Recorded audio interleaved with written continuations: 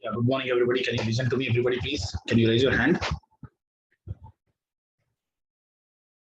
Yeah, good morning, everybody. Yes, very good morning, Sonali and Imtiaz. Okay, now, everybody, before we go today, where we started register reduction technique, I want to just quickly review what happened in the last class, okay? Everybody, I'm doing the just quick review of what happened in the last class, okay? Yes, let me go there. At the same time, everyone, please confirm that you are receiving my notes every day now. Immediately, can you raise your hand again? Are you receiving my printed notes? Yes, very good, sir. Okay, every day I'm doing immediately, maybe with a delay of half an hour. Okay, now see here. What we did yesterday. Okay, now see here. Yesterday we started with what is series connection and what is parallel connection. Series connection of elements where the output terminal of first element is connected to the input terminal of the second element and current is equal through them. Current equal means equal in magnitude and equal in direction. In DC. In AC, we say phasor currents are equal. That we will talk later. Resistance in series.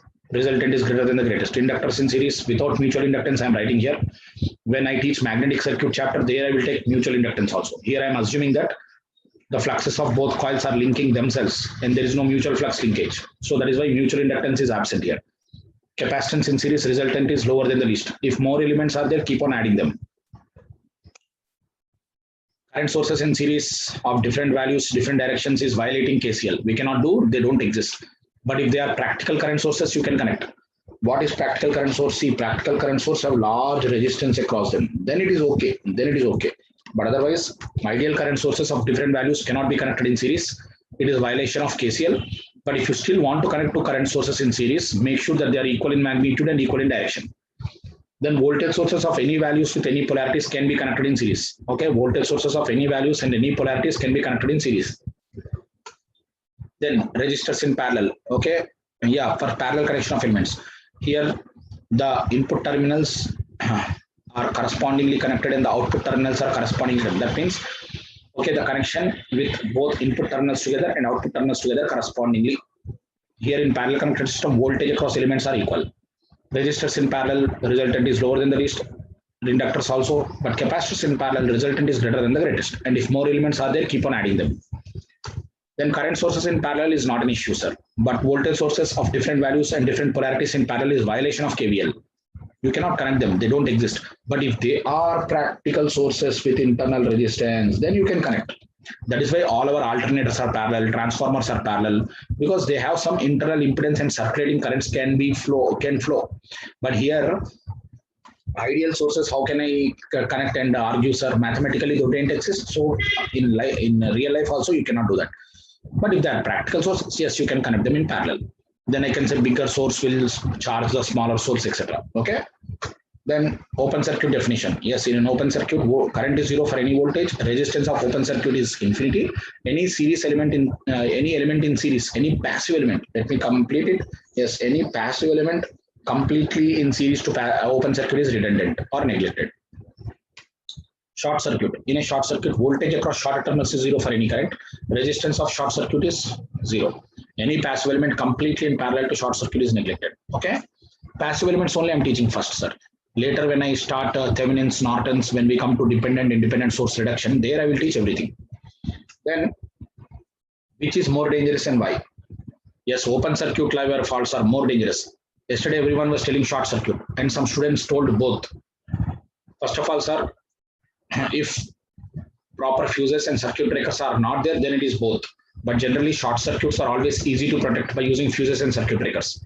Excess current is easy to protect, but excess voltage has always a limit because of insulation. So open circuit live wire faults in high voltage engineering are technically more dangerous than short circuits because there is no material to protect you.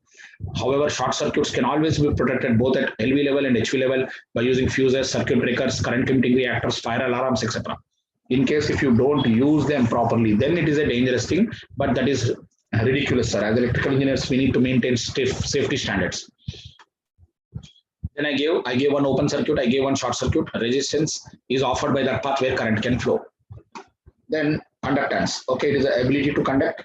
It is used to further classify metals which are conductors. Conductance is reciprocal of resistance, Ohm's law and construction formula. Series parallel conductances, best conductance based on conductivity is silver and then copper. But that is why silver and gold is highly uneconomical, costly. So copper and aluminum use. Copper mostly in all domestic industrial machines, but aluminum for external T&D lines. Then voltage division rule. Yes, then voltage division rule. Okay, voltage division rule is applicable. Yes, voltage division rule is applicable in series connected elements only. Okay, and then again here also inductance. Yes, inductance.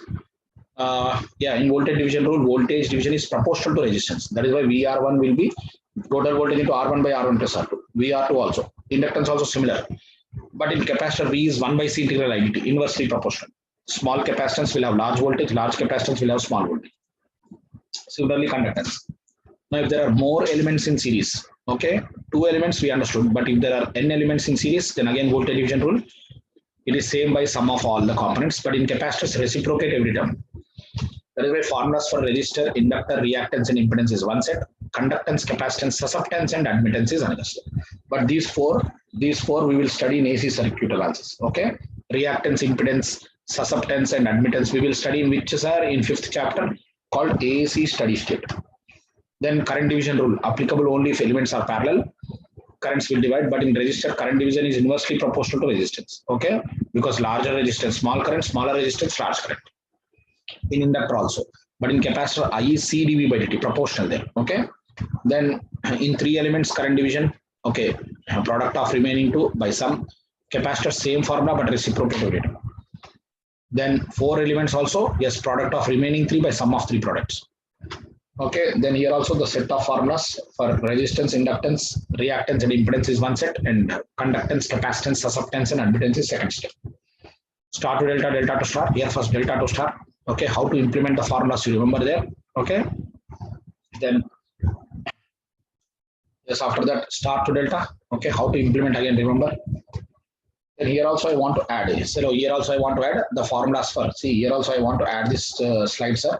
Even in star delta delta star, the formulas for resistor, inductors, reactance, impedance is similar, but conductance, capacitance, susceptance, and admittance is similar. Even for star and delta, remember. Ratings, they represent the maximum allowable safe values for continuous operation. That is called continuous steady state ratings. Okay, we generally take voltage, current, power, frequency, insulation, temperature, all these things. Above rating, damage; below rating, underutilization. Okay, even a wire has ratings. Okay, voltage rating, current rating. If you want to increase the current rating, conductor cross section area. If you want to increase the voltage level, insulation level. Based on that, signal diode versus power diode. Electrical engineers, we learn signal diodes in our EDC analog lab. Signal level electronics. We learn power diode in power electronics at power level. Now, difference are ratings. For allowing more current through power diode, the semiconductor cross section area should be very high. That is why this structure is very, very thick. It is like a pen cap or even much bigger than this. Now, nut and bolt structure will come. At the same time, to allow and block high voltage, I need extra insulation layer called drift layer. Okay, extra insulation called drift layer. Okay, na? That is what is necessary there. So by inserting a lightly doped N minus layer, yes, by inserting a lightly doped N minus layer, overall the system can block high voltage because breakdown voltage is inversely proportional to doping density. Lightly doped material is very difficult to dope to exceed the high voltage. Okay, that is why it can block high voltage. Then load means current. Always remember this. Load means current. Increasing the load means yes, adding elements or applications, but the main thing what happens is current will increase. Like in your house, more load means voltage is constant, almost, yes, but current drawn by your house is high. That means more applications are running in parallel. Okay, then low wattage versus high wattage. Low wattage equipment will have high resistance in design. High wattage equipment will have low resistance in design. Okay, like in motors, see armature resistance and you can tell which is high horsepower and low horsepower. Then in that regard, I took bulbs in parallel and bulbs in series. Bulbs in parallel comes under rated operation because we are designing for rated voltage and operating at rated voltage.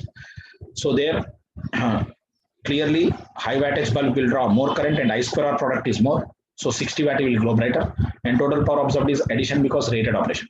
But in series, it is called underrated operation. Okay, underrated, there current is equal, but more voltage drop appears across low wattage as resistance is high. Then V square by R product is very, very high. Okay. Then total power absorbed. Now for total power absorbed, I use this formula called design resistance. Design resistance is given by V rated square by P rated. So we applied the design resistance formula here. Okay. Then we calculated the total power absorbed. Then based on that, dissimilar rating bulbs I took. Yes, dissimilar rating bulbs I took. And again, I applied design resistance concept, and with that I got, okay, you can connect maximum of 5 bulbs of type B. Yes, type B. Okay, let me write here. This is B. Okay, maximum 5 bulbs of type B. Okay, you can connect a maximum. Yeah. Yes, you can connect maximum. Yes, that is 5 bulbs only. Okay, I want to highlight that. Okay, NB, number of bulbs of B type is 5 only. Okay, na? Then we started module 2 called resistor reduction technique. Okay, chalo sir, now onwards it is very interesting. See, first two are bridge structures, but in the first case it is a balanced bridge, so I can remove the central arm. But in the second case it is an unbalanced bridge. I converted one of the delta into star. Third case is not at all a bridge because the voltage source is shorted. That is a single node. In fact, elements become parallel and then series. Then this case I took current source. Now current source, again ideal current source infinity, the 2 ohms becomes redundant. And again, if you observe, it is series parallel combination, 3 in parallel to 6. Second case, I took voltage source, but that 6 ohms will come into the cross arm, and then it is a bridge again. But as the bridge is not balanced, again, I need to do delta to star transformation, and I got the answer. Okay, na? So reduction techniques, sir. Then this structure looks confusing, but it is a balanced bridge only. Okay, then the right side also, there is a balanced bridge after doing node shifting. So these two problems, what I did something called as node shifting technique. Node shifting technique. Okay, I'm doing node shifting technique. Okay, what is node shifting technique? Node shifting technique is about reshaping, rearranging the network. Okay, then yes, then I gave a gate bit. It looks confusing, but after doing node shifting, we observe they are parallel. Here also it looks confusing, but after rearranging it is parallel. Okay, then it is an observation bit I gave. It's a very simple observation bit that here also after removing ideal voltage source whose internal resistance 0 and R equivalent is very simple. Their balanced bridge came. Then the right side is a practical current source and practical voltage source. Practical current source has large resistance in parallel. Practical voltage source has small resistance in series. So again, if you rearrange, yes, you will get this. Okay, na? So now let us continue, sir. Let us continue further. So we are doing what topics are resistor reduction technique. Okay, everybody remember we are doing what?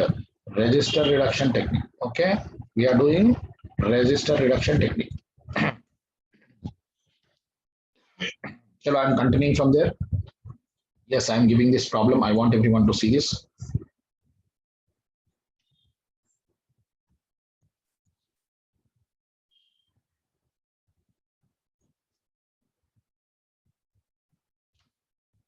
This is A, this is B, this is C, and this is D.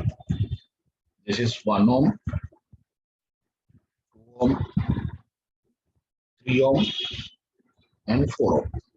Okay, so here I'm asking what is RAB? Okay, what is RCD? Okay, what is RAD? And what is RBD? Chalo, I'm giving 1 minute, write some answers. Everybody write some answers. Only 1 minute, please. Yes, everyone should write some answers. I'm giving only 1 minute. So this topic is about doing all resistor reduction, sir. It's a very interesting and easy topic, but we will do very, very complex problems as we go deep because circuit theory is all about reduction by using lumped parameters. Okay, circuit theory is all about reduction by using lumped parameters. Okay, na? Chalo, do it everyone 1 minute only, please.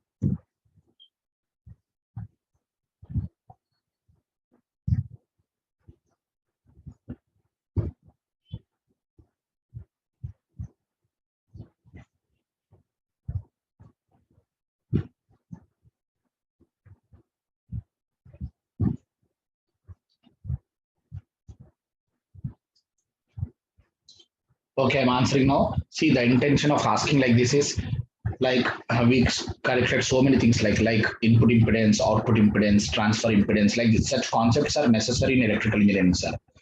See, input impedance is the impedance seen by the source. Output impedance is the impedance seen by the load. Okay, transfer impedance. So many things we learn. So this structure is famously known as lattice structure. Please understand, this structure is called lattice structure, which is also called twisted pair. Now, in olden days, they were using such structures to design filters and attenuators. For designing filters, we used to use inductors and capacitors because resistor cannot do filtering, please. Because resistor is a component independent to frequency. Resistor is a component independent to frequency. Yes, we understand that. Yes, resistance cannot do filtering, but inductor and capacitor can do filtering because inductors, capacitors depends upon frequency. So filters, passive filters, we need which elements? Inductors and capacitors. So here of this 1 ohm, 2 ohm, 3 ohm, 4 ohm, if I replace them with inductors and capacitors, then this becomes a filter. So lattice filter we call. But if all are resistors like this, then it's called attenuator. Attenuator will drop or attenuate either voltage or current or power. Okay, so but this structure is called what is structure, sir? This structure is called lattice structure. Okay, now remember this lattice structure, which is also called twisted pair. This structure is called lattice structure, which is also called twisted pair. Okay, now first RAB. Now listen carefully. So if I'm seeing resistance between RAB, now nothing is connected between C and D, na, sir. Nothing is connected. So these are just bends. Don't worry, these are just bends. Okay, na? This becomes just bends. Then automatically, if you see here, this 1 plus 2, 3 is in parallel to 3 plus 4, 7. Because nothing is connected, then I can do direct reduction. If anything is connected between B and C and D, then I will do node shifting technique. But here nothing is connected. So this 1 plus 2, 3 is in parallel to 7. Yes or no? This 3 is in parallel to 7. 3 is in parallel to 7. So it is 21 by 10, 2.1 ohm. Similarly, I am doing RCD. So if I look from here, RCD, everybody, now this side is open, nothing is connected. Okay, this side is open, nothing is connected. So if I look from RCD, nothing is connected. So this is 1 plus 3, 4, 4 in parallel to 6. 1 plus 3, 4, 2 plus 4, 6. So 4 in parallel to 6. Answer is 2.4 ohm. Okay, na? Answer is 2.4 ohm. Please understand. Okay, answer is what? 2.4 ohm. Okay, na? R, this is R, yes. A, B. Okay, na? Chalo. Now I want RAD. Everybody, RAD. See, A is here, D is here. RAD. Now, if you look from RAD, yes, this and this are not working. Okay, this and this are not working. Then it is clearly 3 is in parallel to 7. See here, 3 is in parallel to 7. 3 is in parallel to 7. So it becomes how much? Yeah, again 2.1 ohms. Okay, na? When you look from RAD point of view, here and here nothing is connected, so they are waste terminals. So, but if you see this Z-like structure is one branch and 3. So 3 is in parallel to 4 plus 2 plus 1, 7. 3 in parallel to 7. Okay, now if you go from RBD, now listen, if you go from RBD, okay, if you go from RBD, so if you look from RBD point of view, yes, RBD point of view, this entire twisted is one series branch. This entire twisted is one series branch. So 2 plus 1, 3, 3 plus 3, 6, 4 in parallel to 6. Okay, it is 4 in parallel to 6. It is 2.4 ohms. It is 2.4 ohms. Okay, okay, so these are the answers. Okay, na? So everybody, this is only a model, sir. Why I'm teaching you such things? Like I want to calculate sometimes input impedance, output impedance, transfer impedance like this, sir. Okay, na? So I'm giving now next set of problems. Everybody, this is gate ECE.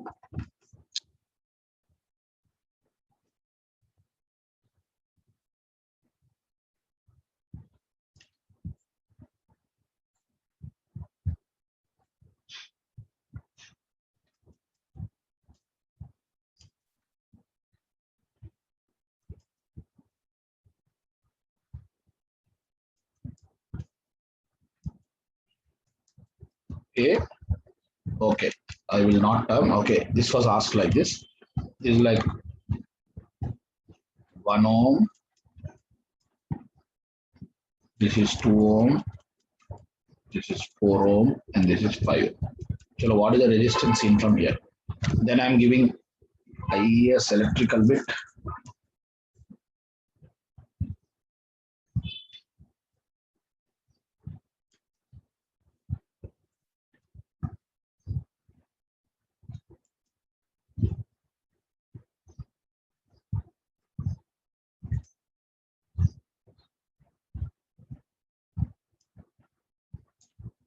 This is 1 ohm, 2 ohm, 3 ohm, 4 ohm. Again, I want resistance in from there. Chalo. In the first case also, I need resistance in from there. In the second case also, I need resistance in from there. Chalo, everybody do it. Only 1 minute, please. Do it fast. Yes, do it fast, everybody.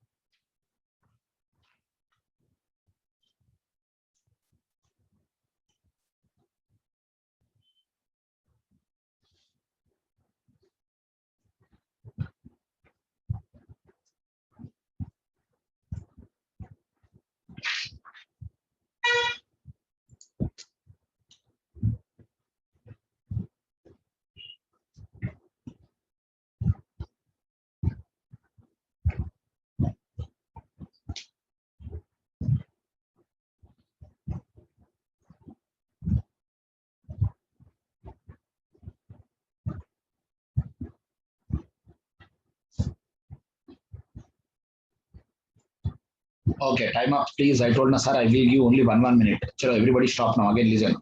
See, if you are confused with the way they are interconnected, yes, if you are confused with the way they are interconnected, always use node shifting technique. See, what I will do node shifting technique. See, let this be A, let this be B. Now I want resistance between A and B. Now, because this junction is B, same wire is connected here until here it is B only. Yes or no? This is B until here same wire B. But because there is an element 5 ohms here, this cannot be A actually. Let it be C. But same wire connected, this is also C. Okay, na? So this is A, this is B, but this entire wire until here is B and this is C.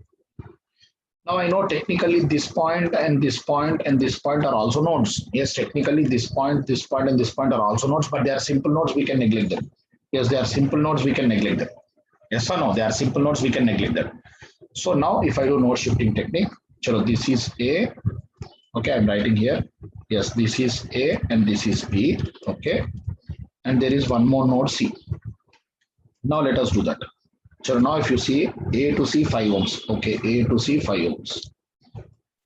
Okay, B to C 4 plus 2 6 ohms. B to C 4 plus 2 6 ohms. Now again B to C 1 plus 2 3 ohms. B to C 1 plus 2 3 ohms. Now again B to C 1 plus 1 2 ohms. 1 plus 1 2 ohms. And you are looking between A and B. Yes or no? Finally, you are looking between A and B. Now, if you watch carefully, yes, if you watch carefully, everybody, actually these three are parallel. That means this branch, and this branch are parallel. Now, 3 in parallel to 6, 2. 2 in parallel to 2, 1. So, total 1 plus 5. Yes, it is 1 plus 5 ohm. Total 6 ohms is the answer. Okay, now? Answer is 6 ohms. Now, come to the next problem, everyone. Now again I'm asking what is the resistance seen from here. Answer is how much? 0 ohms, dead short circuit. See, when there is a dead short circuit across passive elements, how can current flow? When there is a dead short circuit, current cannot flow inside because there is no potential difference that you can maintain. In fact, ideal wire resistance is 0. Ideal wire resistance is short circuit 0. Okay, when there is a dead short circuit across passive elements, ideal wire is 0. Okay, so answer is 0. Okay, I'm giving next question, everybody. Yes, here this was given in AP Genco Generation Corporation. The ratio of RAB by RCD. Okay, na? The ratio of by RAB by RCD.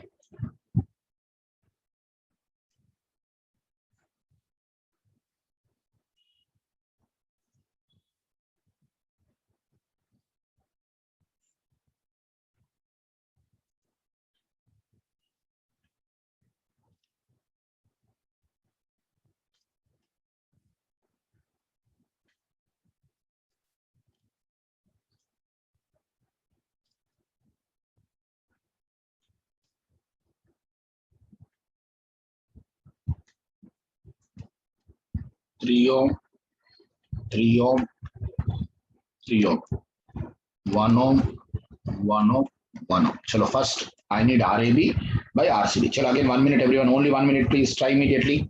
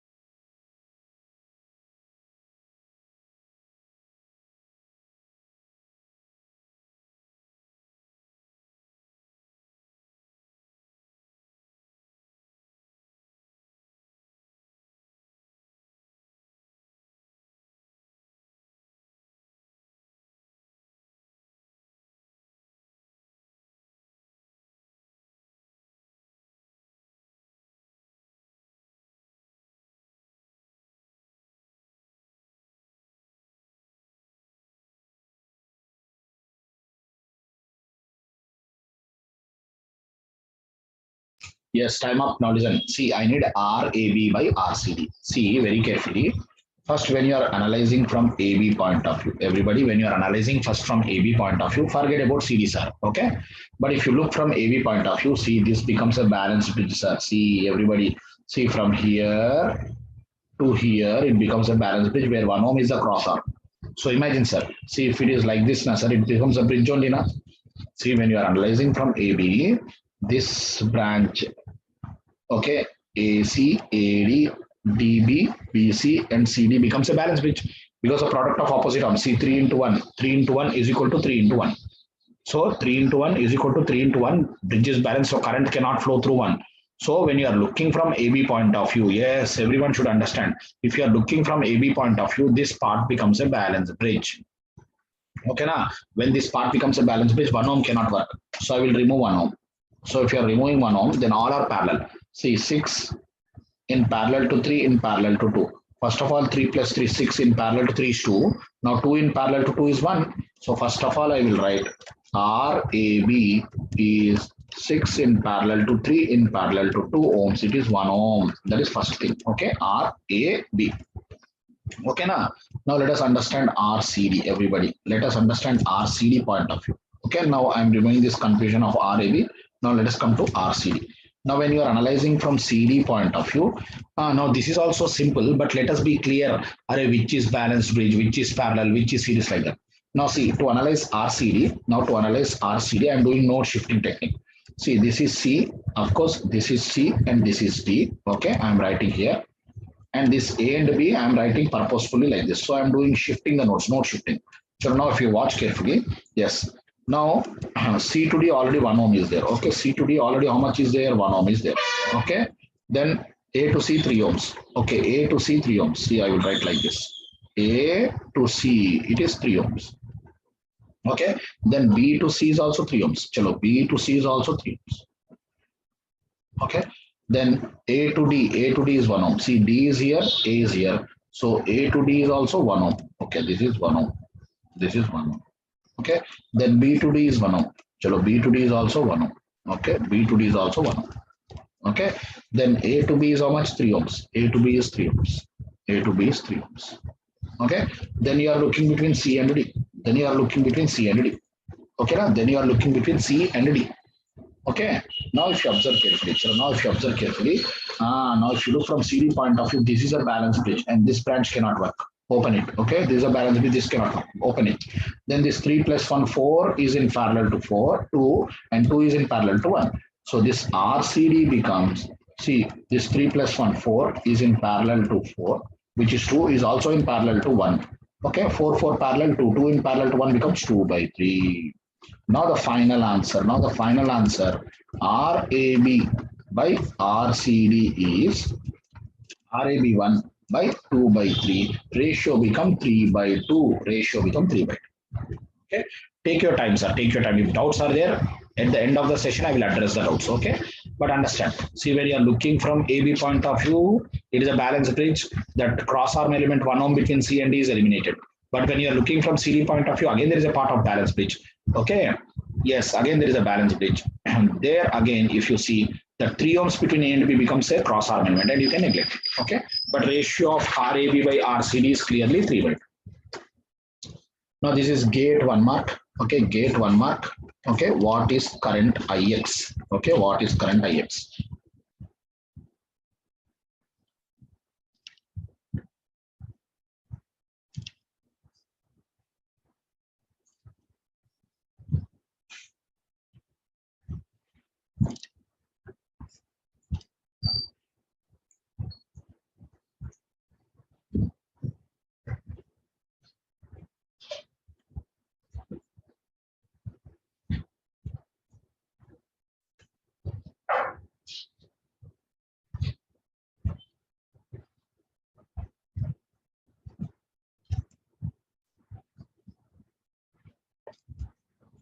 This is 1 ohm.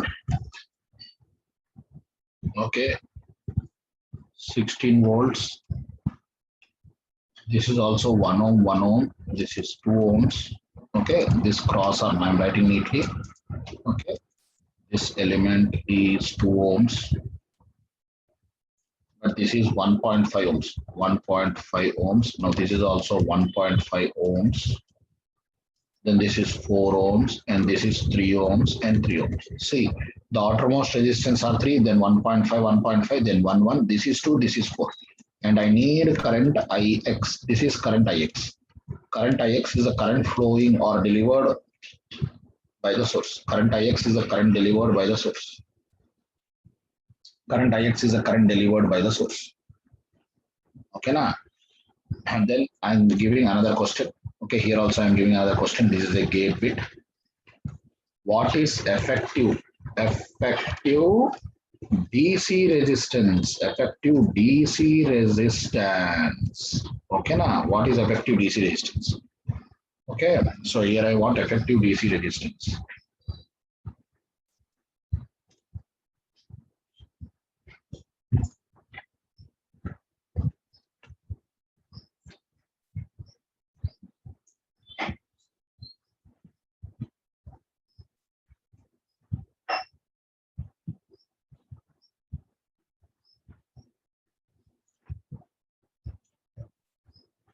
So what is effective DC resistance? Okay, this is 3 ohms, 6 ohms, 2 ohms, 1 ohm, and 5 ohms. And this is 5 millihenry, and this is 10 microfarad. Sir, shall everyone answer these two, sir? I'm giving only 1 minute. In gate also, such things you cannot have more time. Okay, what is the effective DC resistance? What is the effective DC? Left side question is what is current IX delivered by the source, and right side question is what is the effective DC resistance?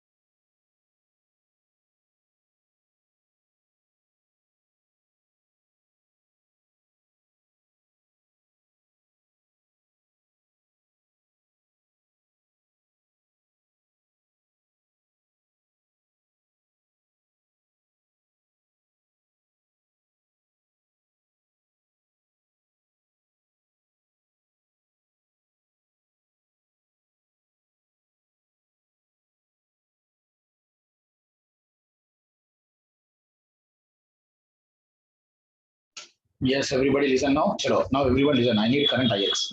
Now this is something interesting, sir. Now see, if I do actually now, if I do mesh analysis, suppose this is current I1 and let us say this is current I2, because the elements are same here 3 ohms, here 3 ohms, here 1.5, 1.5 and 4. The coefficients are same. You will get I1 equal to I2. Please listen. If I do mesh analysis later, I will prove this also. Suppose if I do mesh analysis to find the currents I1 and I2 mesh currents, but because these 3 ohms, 1.5, 1.5 and 4 are equal, the coefficients are equal, you will get I1 equal to I2. Now when I1 equal to I2, like two currents in opposite direction, equal and opposite, the resultant current in the common branch becomes 0. Now this is different meaning, sir. See, I1 is flowing like this, I2 is flowing up. But these two are two equal but opposite direction. Net current is 0. So no current is flowing through 4 ohms. Because no current is flowing through 4 ohms, I don't consider it in my circuit analysis. Actually, that is very interesting concept, sir. See, if I consider mesh current I1 and I2, both are equal but opposite direction. Resultant current in 4 ohm is 0. I open it. I don't consider. Similarly, suppose you observe, I took two currents like I3 and I4 clock. Okay. I took I3 and I4 clock. If I took I3 and I4 clock, again these two currents are equal but opposite in magnitude. These two currents are equal but opposite in direction. Then the because why? Because this is 1.5, 1.5, 1, 1 and 2. So these two currents are equal but opposite direction. Then the resultant current in 2 ohms is 0. Because two equal but opposite direction currents, two equal but opposite direction currents, the resultant current in 2 ohm is how much? 0. The resultant current in 2 ohm is 0. Again, I don't consider it. That is very interesting concept, sir. Okay, na? So now, though they are there, but because current is not flowing, I will feel like this. Actually, they are there, but because current is not flowing, yes, I can remove them. Now, in that regard, see now, between this node and this node, these three branches are parallel. So 3 plus 3, 6, 1.5, 1.5, 3. So 6 in parallel to 3, 2. Then again 1, 1, 2.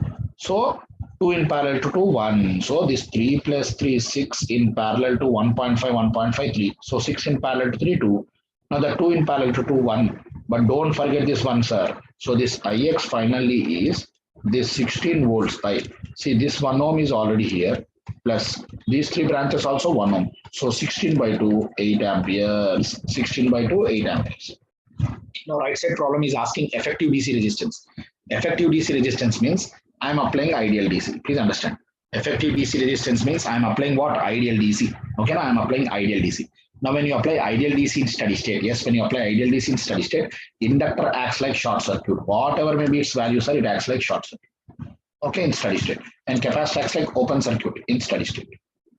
Okay, yes, inductor acts like short circuit and capacitor acts like open circuit.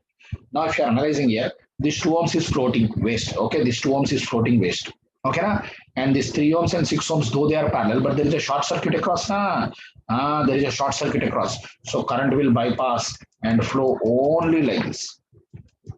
Current and bypass will flow only like this. Please understand. See, in steady state, inductor short, capacitor open. So that is what I will mention. Inductor acts like short circuit in steady state and capacitor acts like open circuit in steady state. So I don't consider. So this 2 ohms is waste and this 3 and 6 are also waste because there is a short circuit across this 9. Current cannot flow. So current will bypass this, go on flow like this. So current is flowing only through this dotted path. So that path only can contribute resistance. That is clearly 1 plus 6. So finally RDC is, this is 1 plus 5. 1 plus 5. It is 6 ohms. It is 6 ohms. Okay, na? It is 6 ohms. Okay, now I'm giving another set of problems here. IS objective. Okay, if switch S is closed, if switch S is closed, then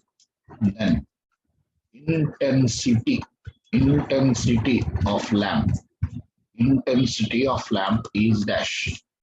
If switch S is closed, then the intensity of lamp is dash. Okay, you options like increases, decreases, okay, remains same, blow off. If switch S is closed, then intensity of lamp is dash. Increases, decreases, remain same, or blow off. Okay, and this is the circuit I'm giving. This is the lamp, of course. It is again incandescent lamp shown as register.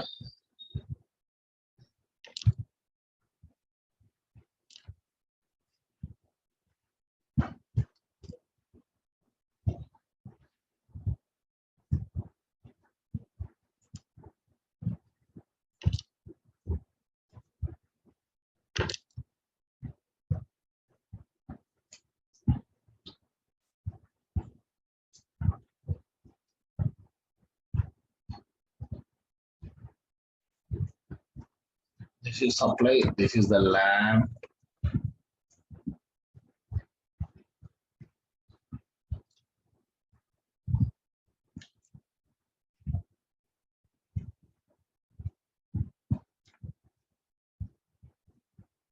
Okay, this is the switch S. So this is R, R, R, R, and R. So if the switch S is closed, then intensity of lamp is dash. Okay, increases or decreases or remains same or blow off. 1 minute, IS 1 minute. If the switch S is closed, then the intensity of lamp is dash.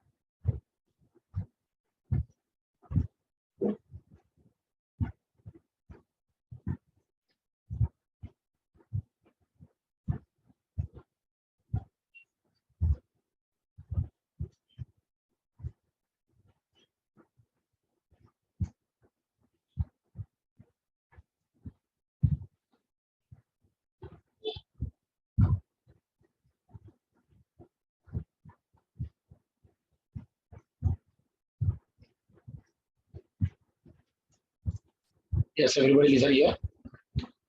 If switch S is closed, everybody, if switch S is closed, then intensity of lamp is dash. Answer is it remains same, sir. Answer is it remains same. Let us see why. Let us see why. See, suppose initially switch is open. Now listen carefully, sir. Suppose initially a text switch is open. Okay. Suppose initially a text switch is open. Okay. Yes, initially suppose I take switch is open. Then you see this is a balance between R into R square, R into R square. Then current cannot flow through R. I will remove this. It is a balance bit. Then 2R parallel to 2R R. Then what is the total resistance seen here? The total resistance seen here will be this 2R 2R R and also R lamp. Don't forget the total resistance seen is R plus R of the lamp. Okay, resistance of the lamp also exists. Okay, based on this current will go and intensity will be decided. But suppose the switch is closed now. See, the same is there and I'm closing the switch like this. Okay, I'm closing the switch like this. But closing the switch like this is like a branch which is like this now shorted around this R only now the same meaning will come now. So the switch closing here is the same meaning that I wrote a short circuit across that R. Now this R won't work because any passive element in parallel to short circuit is redundant. This won't work. This won't work. Now this is not a bridge concept because this is a single node because you shorted by closing the switch. You shorted by closing the switch. This is not a bridge concept. Okay, in fact, it is a single node. Now this RR parallel R by 2 and RR parallel R by 2. So R by 2 series is again R. So RR parallel R by 2, RR parallel R by 2, R by 2 series is again R. So again the total resistance is R plus R lamp. Okay, again the total resistance is R plus R lamp. Okay, so again the intensity of lamp remains same. The intensity of lamp remains same. That means the total resistance seen before closing the switch and after closing the switch is same. So current remains same. Intensity also remains the same. That is the meaning. Okay, intensity remains same. Okay, I'm asking simple question.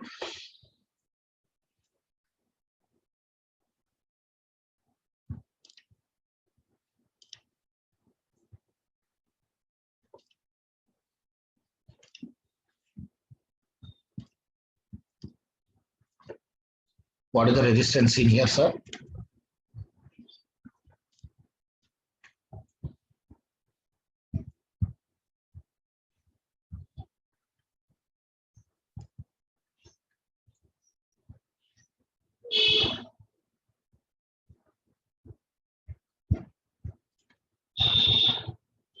Okay. What is the resistance in here? Then this is IS objective I'm giving. If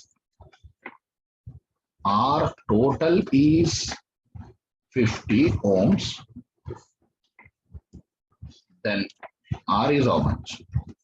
If R total is 50 ohms, then R is how much? Okay.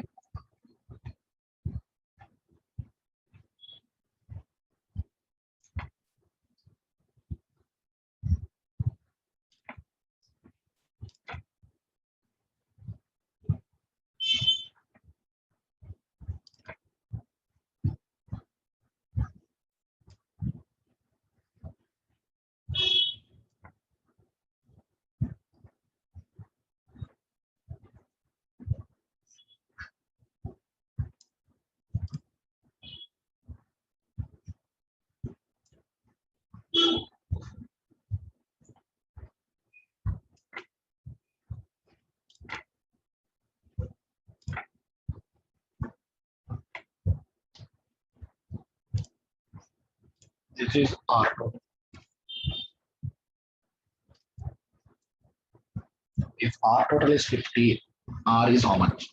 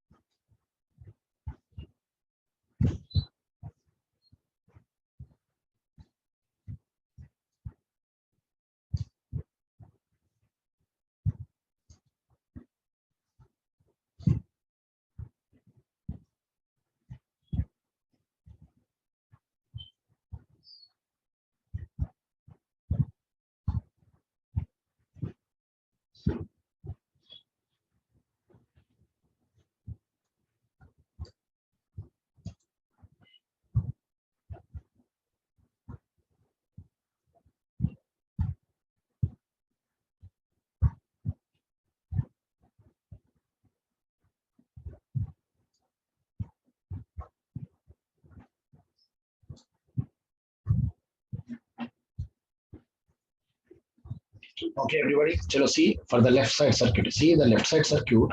Though I wrote like this, it is a balance bit, sir. See the left side circuit. Though I write like this, it is a balance bit. See this 6 ohms I will write here. Okay, this 6 ohms I will write here, and this node I will write here, and this node, this entire thing I will write here. Okay. So first, if you observe, this 6 ohm I wrote. Okay. Then here between this node and this node 4 ohm is there. Okay, and from here to here 4 ohm is there. Okay, this is 4. Okay, and here to here 2 ohm is there. So this is 2. Here also from here to here 6 ohm is there. This is 6 ohm. Here to here 3 ohm is there. This is 3. And you are looking from here. You are looking from here. Okay, you are looking from here. Okay, so this is a balance bit. 4 3s are 12, 6 2s are 12. Balance bit. Yes. Now clearly it is 5 in parallel to 10. That is 50 by 15. That is 10 by 3 ohms. Answer is 10 by 3 ohms. Now you see the right side circuit. If R total is 50, R is how much is saying. If R total is 50, R is how much. Okay. If this is 50, R is how much. Okay. Now first of all, these three are parallel. Okay. These three are parallel. 12, 12, 12 parallel 4. Okay. 12, 12, 12 parallel 4. Now between this node and this node, okay, these three are series. These three are series.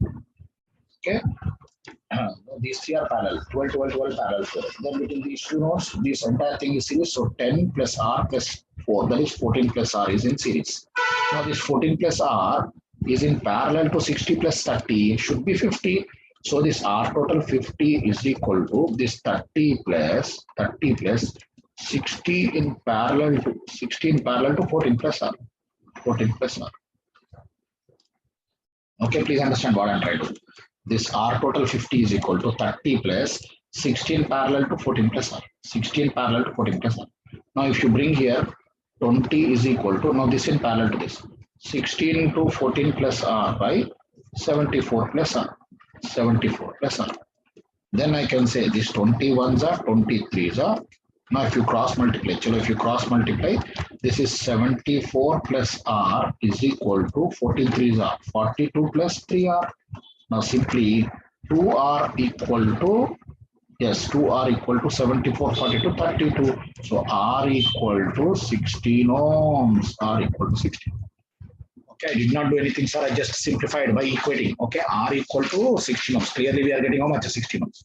Okay, now see 12, 12, 12 parallel 4. 4 is in series with 10 and R. 14 plus R. 14 plus R is in parallel to 60 plus 30 should be 50. Okay, now so it is simple. Now this is IES objective. Okay.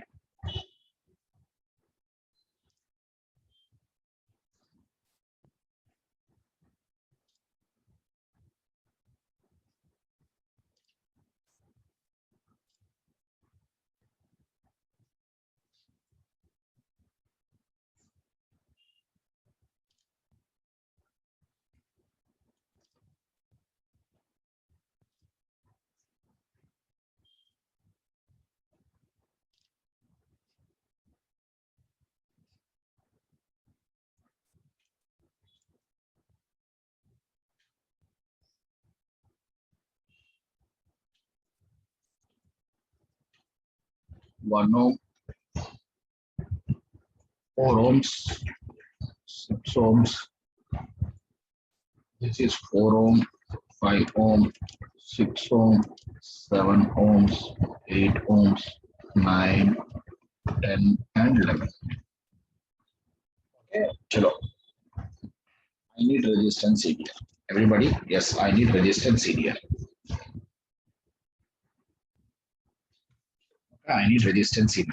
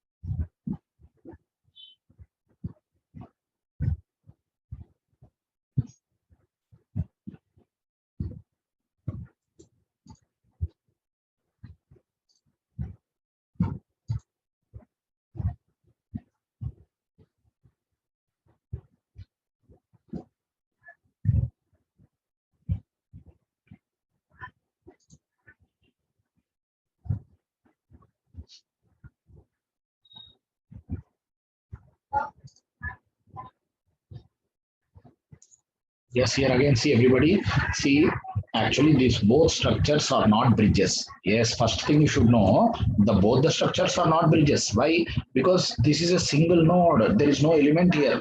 In fact, it is a single node. If there would have been an element here, then this is a bridge. There is no element here, please. There is no element here. And I don't call it as a bridge. It is in fact a single node. So between this node and this node, first these two are parallel. Okay, 4 parallel become how much? 2. Okay, this 4 and 4 parallel become 2.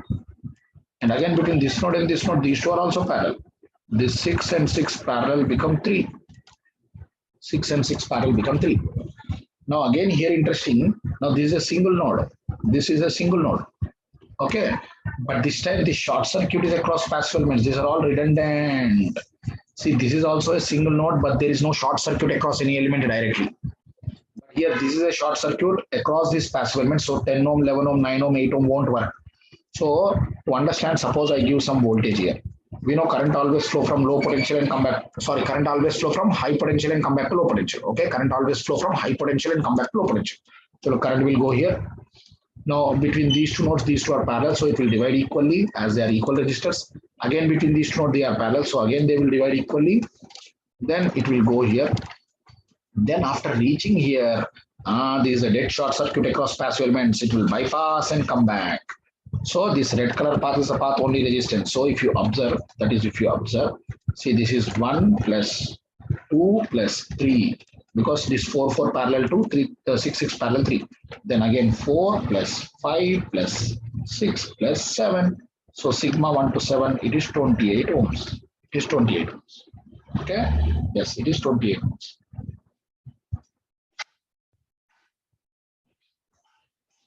Okay, na? So that is what you have to understand. First of all, both are not bridges. Yes, both are not bridges, and they are single nodes. But the way they are arranged, this is not a short circuit, but this is a short circuit. Okay, na? So now I'm asking a very interesting question given in IES objective. Okay, the voltage current relation. The voltage current relation in a non-linear component is V equal to I square. Okay, the voltage current relation in a non-linear component is V equal to I square. Then the relation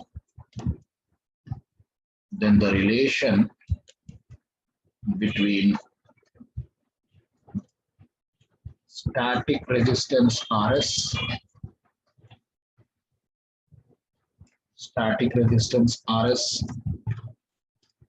and dynamic resistance Rd of the component is dash. Of the component is dash. Options are Rd is R static square. Option B, Rd is 2R static. Option C, Rd is R static. Option D, Rd is R static by 2. Okay. The voltage current relation in a non-linear component is V equal to I square. The voltage current relation in a non-linear component is V equal to I square. The voltage current relation in a non-linear component is V equal to I square. Then the relation between static resistance Rs and dynamic resistance Rd of the component is dash. The voltage current relation in a non-linear component is V equal to I square.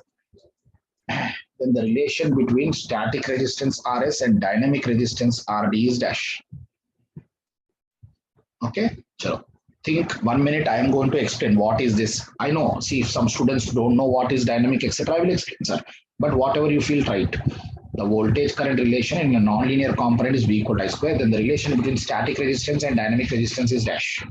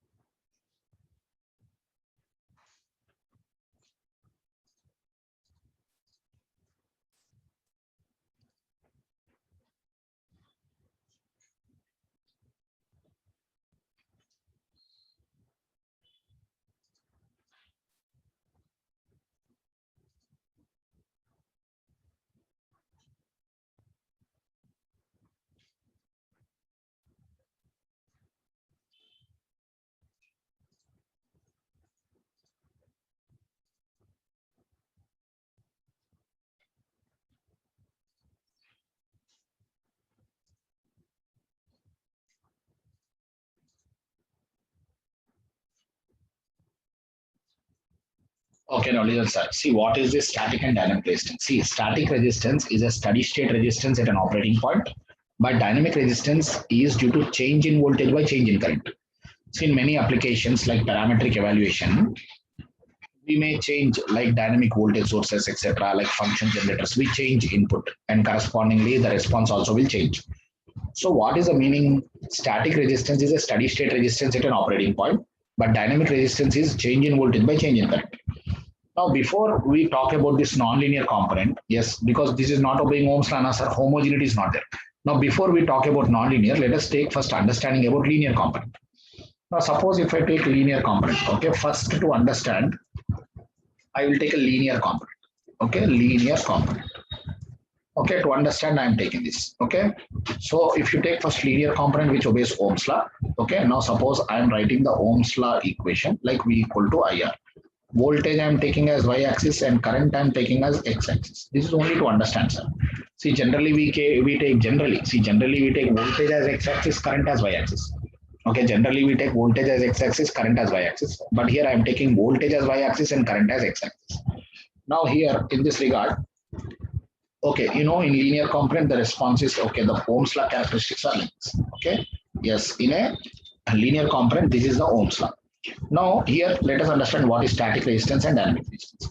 Now static resistance is steady state resistance at an operating point. Okay, static resistance is steady state resistance at an operating point. Now suppose you take some operating point by giving voltage V1 which will correspondingly allow current I1.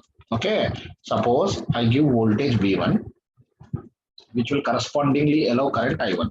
Okay, now this is the operating point there. Now this point ratio, okay, ratio of V1 by 1, okay, the static resistance is steady state resistance at an operating point, that is V1 by I1. Okay, this is called steady state resistance or static resistance. Now what is dynamic resistance? Dynamic resistance is to change in voltage by change in current. Suppose I give now voltage V2, okay, now to the same component I am giving voltage V2, yes, which is allowing correspondingly current I2. Okay, now this change in voltage delta V, V2 minus V1 by change in current delta I, which is I2 minus I1. Please understand this. Okay, this change in voltage delta V, which is what? V2 minus V1, and change in current delta I, which is I2 minus I1. This ratio, okay, this ratio or this slope represents dynamic resistance.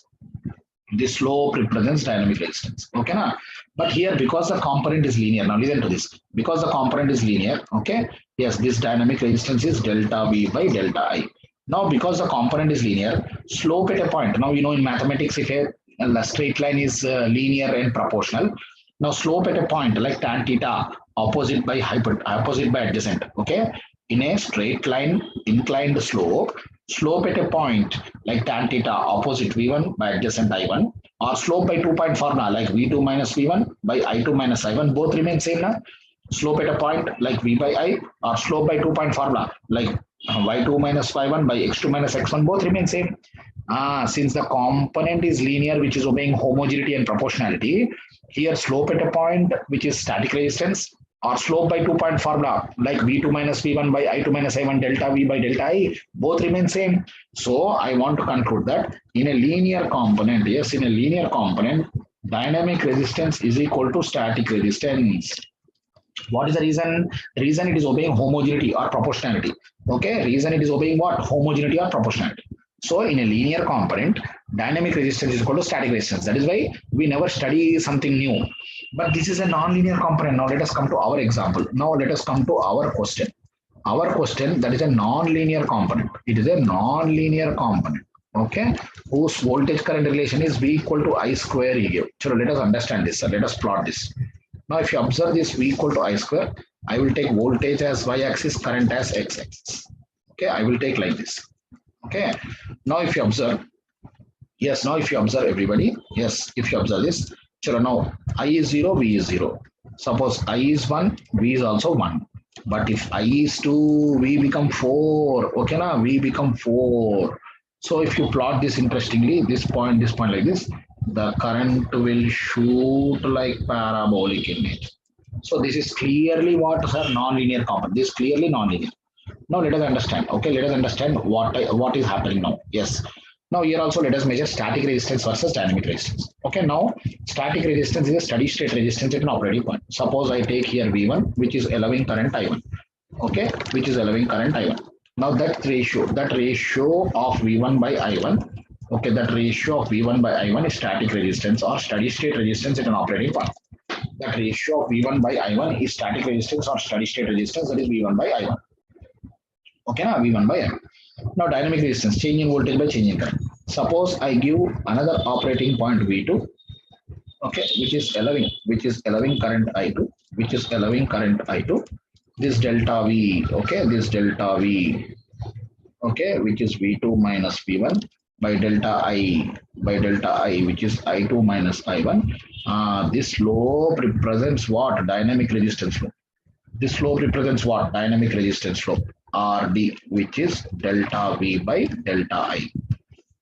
Now see, initially to compare, suppose if I light a straight line intersecting the static resistance point, this will be the slope. Okay, initially if I write the slope, this slope represents RS slope. Okay, this represents RS slope, because at this operating point, V1 by I1 is what? Steady state resistance or static resistance, and the slope is the white line, that is static resistance slope. But now if you take change in voltage by change in current, delta V by delta I, because the component is non-homogeneous, non-proportional,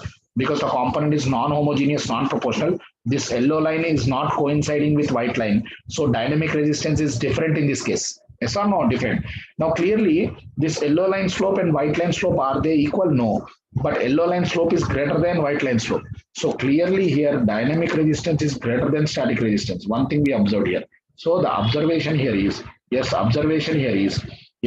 see the difference. In a linear component, because it is obeying homogeneity and proportionality, slope at a point or slope by 2 point formula are same. Like if I double the voltage, current also will double. Ratio will remain same. That is the meaning of dynamic resistance. If I double the voltage, current also will double. Ratio will remain same. But here, if I double the voltage, is current doubling? No. So this is non-homogeneous. So that is why dynamic resistance is different to static resistance. Now you want the relation. See, from the same equation given, since V equal to I square, I differentiate. dV by dt is 2I di by dt. Okay, na? So dV by dt by di by dt. dV by dt by di by dt. This dt you cancel, is 2I. So in fact, delta V by delta I, which is what? Dynamic resistance is 2I. But from the same thing, sir, from the same thing I can write, yes, from the same thing, what is V by I? V by I is I only, na? Because V is I square, V by I is I. But this V by is nothing but dynamic resistance, na? This V by is nothing but dynamic resistance. Sorry, V by is nothing but static resistance. Let me correct it. V by I at an operating point represents static resistance. That static resistance is I. So this I will write it as dynamic resistance is 2 into I. But I is what? Static resistance. So in this case, I confirm that dynamic resistance is 2 times static resistance. Dynamic resistance is 2 times static resistance. Okay, that is a very interesting concept, sir. See, you will find such things in sensitivity analysis, temperature dependency problems in semiconductor devices, etc. Because semiconductor devices are non-linear, there you have such concepts. Okay, yes, temperature dependency problem, etc. So what I want to argue, everybody please understand, what I want to argue here is, in a linear component, because they obey homogeneity and proportionality, dynamic resistance is equal to static resistance. But in a nonlinear component, yes, dynamic resistance is different from static resistance. For the given component, here dynamic resistance is greater than static resistance. Okay, now if I take that ratio, I will get something like this. Okay, take your time to learn, sir. Don't be in a hurry. Okay, take your time to learn. Okay, take your time. Even tomorrow also you can ask doubts, but like that. Take your time and don't be in a hurry. Now I'm going to another interesting concept given in IES objective. Find characteristic, okay, resistance, characteristic resistance of network, okay, at terminals AB, okay, if load is connected, okay, between terminals B,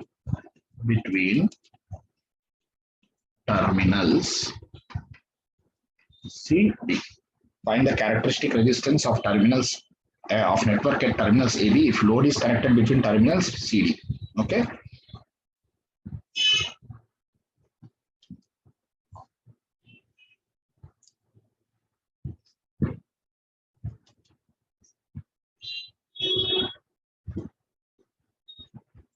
So this is R1, R2, R1, R2. This is A, B, and this is C, D. Okay.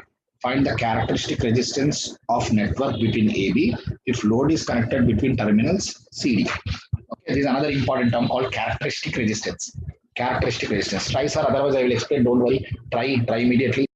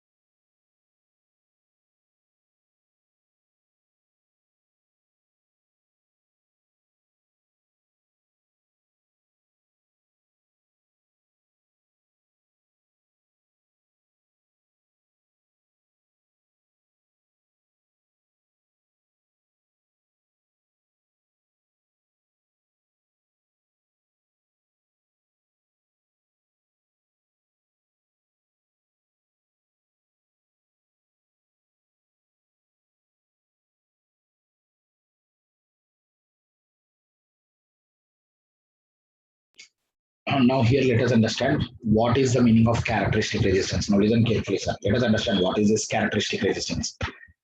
See, I will write here. Okay, what is this characteristic resistance? Okay, characteristic. Okay, characteristic resistance. Okay, what does it mean? It is that resistance. It is that resistance with which, okay, with which if we terminate the network, okay, characteristic resistance is that resistance with which if we terminate the network, then the total then the total network resistance including the network will be same. Okay, it is that resistance with which if we terminate the network, then the total network resistance is remaining same, including that. Okay, including the network will remain same. Now, what is the meaning? See, suppose, yes, he's saying, I want characteristic resistance of this network. And one more point I want to write is, okay, one more important point I want to write is, characteristic resistance exists. See, characteristic, okay, resistance exists, okay, or characteristic resistance exists only if network is symmetrical and balanced. Network is symmetrical and also balanced. Okay, na? Characteristic resistance exists for network only if it is symmetrical and balanced. Okay, I will tell you the meaning. Here the given network, I will write here the given network. Here the given network is symmetrical and balanced. Symmetrical and balanced lattice. Here the given network is symmetrical balanced. Now the structure I told is called lattice structure now, because ZA equal to ZD and ZB equal to ZC. Okay, because ZA equal to ZB and ZB equal to ZC, this is called symmetrical and balanced. So here the given network is already symmetrical and balanced lattice. So we can have characteristic resistance. So characteristic resistance is that resistance with which if we terminate the network, the total network resistance including that will be same, or it is that resistance with which if we terminate the network, the total resistance including the network remains same. Now see the meaning here. Suppose this is characteristic resistance RC. Now total resistance, okay, it is that resistance with which if you terminate the network, then the total resistance including the network also remains same. That is the meaning, sir. It is that resistance with which if we terminate the network, okay, it is that resistance with which if we terminate the network, okay, then the total network resistance including that is remaining same. But this exists only for symmetrical and balanced network. Okay, this exists only for symmetrical and balanced networks. Okay, so now according to, see, once we understood the definition, see, these things I will teach in 2-port also. Now what I will do, see, I will do node shifting for this. See, I will do node shifting. So what is this? This is A, this is B, and this is C, and this is D. Okay, A, B, C, and D. Now A to C R1. Chalo, A to C R1. Okay, then B to D R1. Okay, B to D R1. Then again. Okay, A to D R2. Okay, A to D R2. A to D R2. Then B to D R, yeah, see, B to C R2. Okay, B to C is also R1. B to C R2. Okay. Then D to C RC. This is what, yes, D to C we are putting RC. Now if you terminate the network with RC, now terminating is at the output terminals, then the total input reflected also should be RC. Now what actually we should solve this? Now we should solve this. If you solve this, okay, solve this, okay. Now this is not a, see, we wrote lattice structure like a bridge structure, but this is not balanced bridge, please. Don't confuse with balanced bridge here. See, the balanced bridge product of opposite arms must be equal. That means R1 into R1 is R1 square. R2 into R2, R2 square. Both are not equal, na? So this is not the concept of balanced bridge, but this is the concept of balanced lattice. That is different.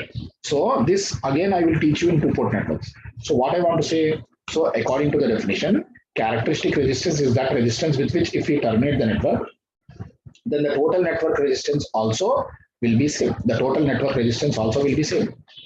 Okay, so in that regard, it is that resistance which I terminate, then the total network resistance also same. This is called characteristic resistance. Okay, now actually you should solve this, sir. You solve this by converting delta to star in terms of R1, R2, RC, then again equal to RC, you will get it. But this is lengthy. Okay, this is lengthy. TDS I will write. TDS means lengthy, but there is a shortcut. What is a shortcut? Now listen, the shortcut which comes from 2-port networks is, this again comes from 2-port network chapter which I will derive there. The shortcut from 2-port networks is the characteristic resistance. The characteristic resistance, okay, is root ROC into RSC, root ROC into RSC, open circuit resistance into short circuit resistance. Okay, now see here. Now to the same network which I wrote like this, okay, to the same network which I wrote like this, okay. Now my target terminals are AB. Yes, my target terminals are AB, and this is terminating output terminals are CD. Okay, this is CD, and this is R1, R1, and this is R2, R. Okay. Now first, if you do ROC, chalo, if you do ROC, ROC means open this and see. Then clearly what this R1 plus R2 is in parallel to R1 plus R2. That is R1 plus R2 by 2. Okay, this is the first thing.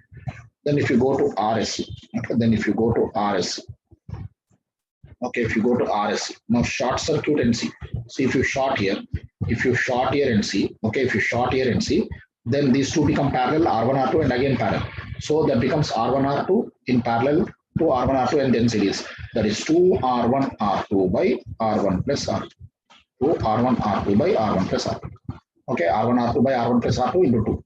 Okay, now that is RSC.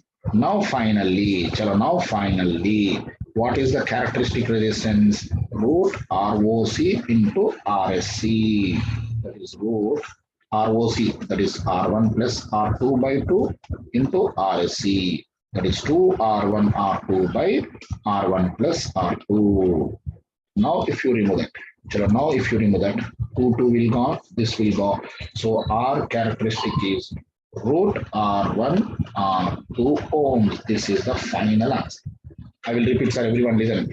See, characteristic resistance is that resistance with which if we terminate the network, then the total network resistance, including the network, remains same. So I terminated with RC. Then along with the network, this also become RC. Okay. Then now characteristic resistance exists only if network is symmetrical and balanced. Now luckily here the network is symmetrical and balanced lattice. Okay. And this I will again teach you in 2 parts. So according to the definition, so I kept here RC and I am deriving RC. So you have to convert this delta into star. This is not a bridge balance concept, please. It is a balanced lattice. So you have to convert delta to star and again series parallel and again equate to RC, you get it. But that is lengthy. That is lengthy. So shortcut. This shortcut formula again come from 2. That characteristic resistance is root ROC into RC. ROC. If I open this and see, if I open this and show R1 plus R2 in parallel to R1 plus R2, RSC, R1 R2 parallel, and like the 2 are there. Now root ROC into RSC is root R1 R2. So that is the meaning, sir. Characteristic resistance. Okay, na? Chalo, we will take a break of half an hour. It is 8:45 exactly. 9:15 come back. Okay, na? 9:15 come.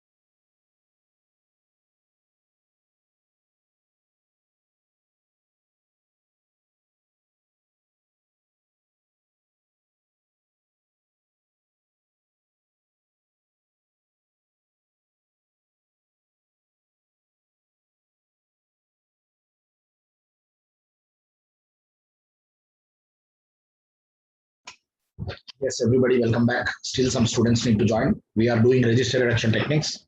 I want everyone to be back here. Can you listen to me? Please raise your hand. Okay, so after understanding two important things called static resistance, yes, static resistance and also characteristic resistance. Now I'm going further.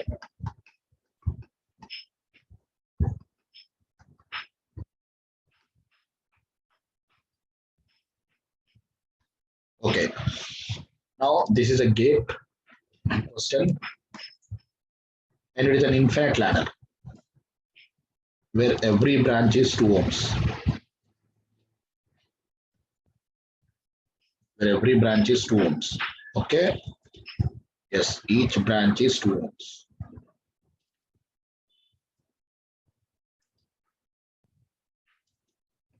Okay, each branch is 2 ohms and it is going up to infinity. So each branch is 2 ohms.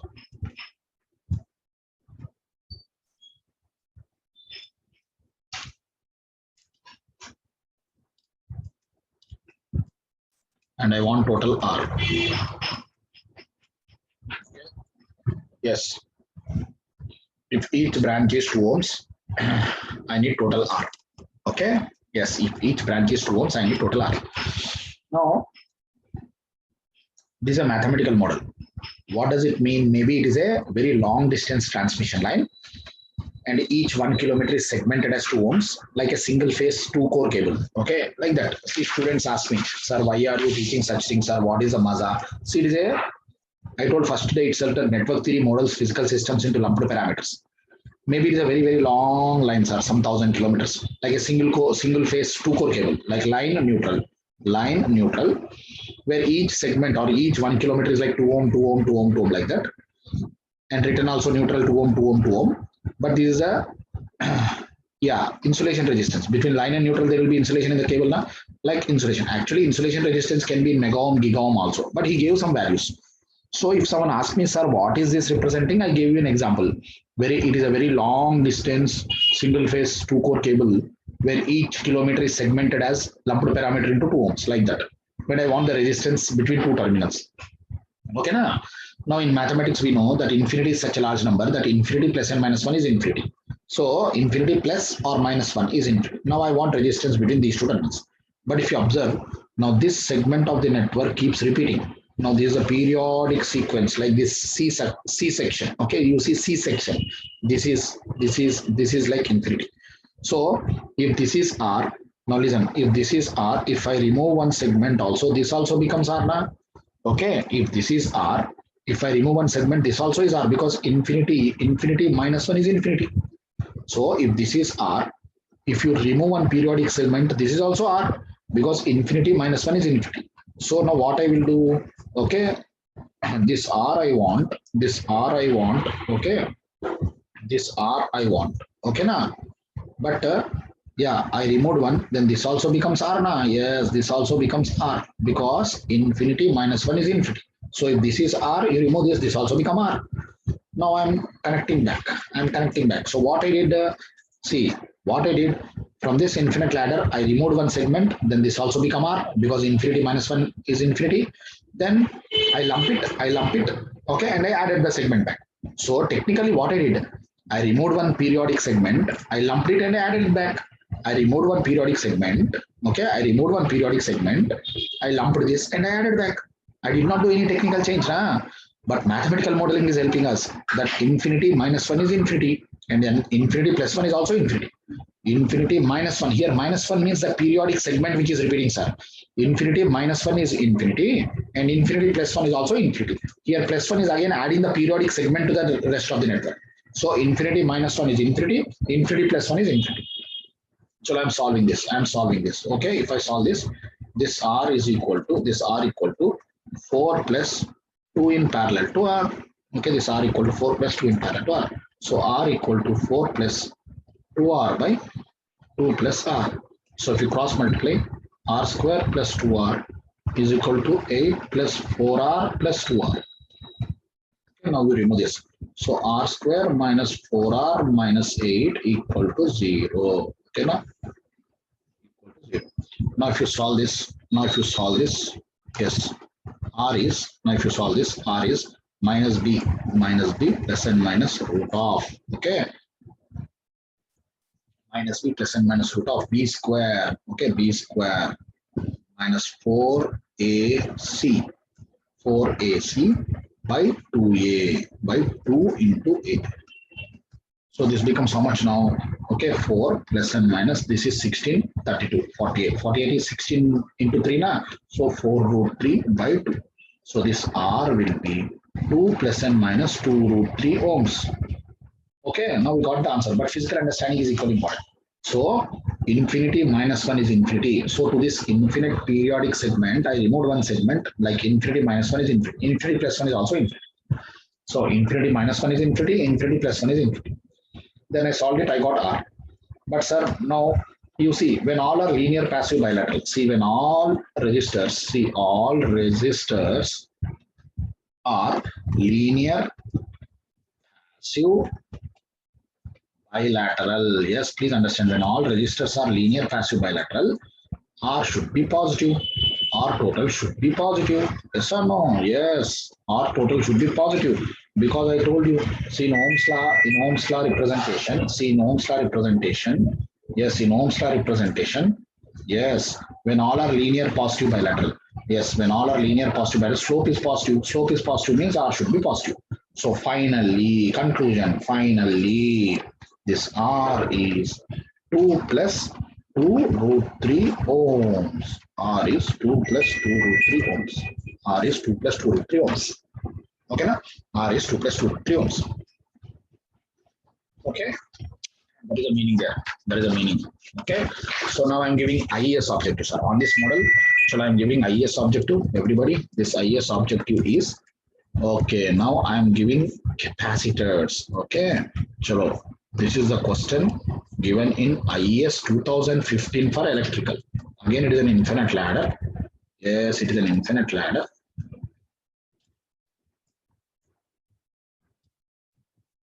Where I want C total. This C. I want C total. Okay. So everyone, 1 minute I'm giving, try something.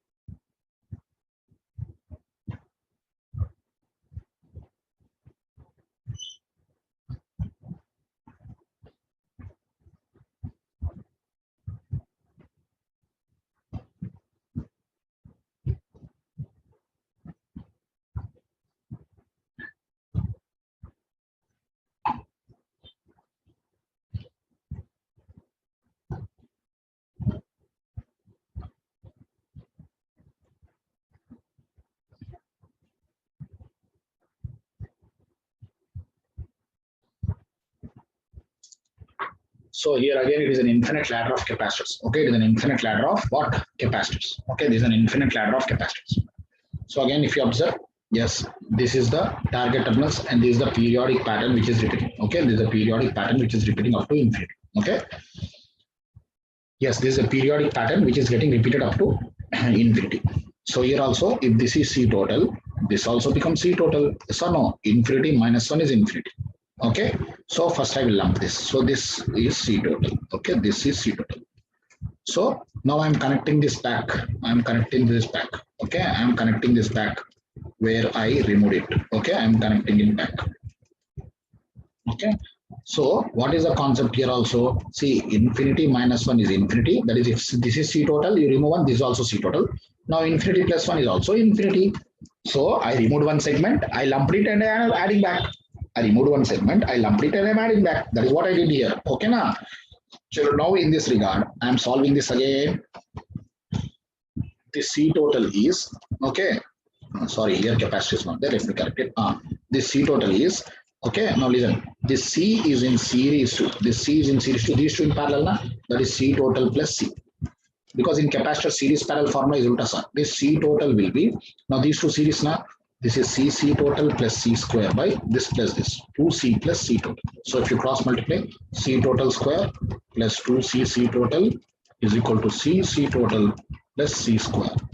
Okay, so the C total square plus C total minus C square equal to 0. Minus C square equal to 0. Okay, this C total square plus C total minus C square equal to 0. Now if you solve this, this C total is minus B, okay, minus B plus and minus root of B square minus 4AC, okay, B square minus 4AC by 2A. So the C total will be minus C plus and minus root of, okay, this is root 5 C 5 2. But again, when all capacitors, when all capacitors are linear passive bilateral, okay, linear passive bilateral, C total should be positive. So C total will be minus C plus root 5 only, you have to take, not minus, okay. That will be C into root 5 minus 1 by 2 farads is the answer. That was the IES objective. Okay, na? So same mathematical modeling, sir, but capacitor series parallel formula is different. Please understand. Capacitor series parallel formula is different. So now I am giving gate 2016 bit for electrical. Watch carefully, sir. This is a concept problem again.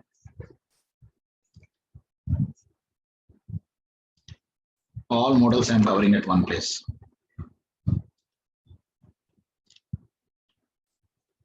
This is 2 ohm, 1 ohm. 2 ohm, 1 ohm. 2 ohm, 1 ohm. And this is going up to infinity. And this is RA. And here 1 ohm, 2 ohm. 1 ohm, 2 ohm. 1 ohm, 2 ohm. Okay, and this is also going up to infinity. Going up to infinity. Okay, this is now 1 ohm, 2 ohm. 1 ohm, 2 ohm. 1 ohm, 2 ohm. And this is RB. Okay, and this is RB. Okay, and this is RB. Okay, now the options are RA equal to RB. Option B. RB equal to RA equal to 0. Option C. RA is RB by 1 plus RB. And option D. RB equal to RA by 1 plus RA. Take the correct answer. Very interesting, sir. Very interesting question. Okay, the first infinite ladder is RA and the second infinite ladder is RB. Now you want the relation between them. He gave 4 options. Okay.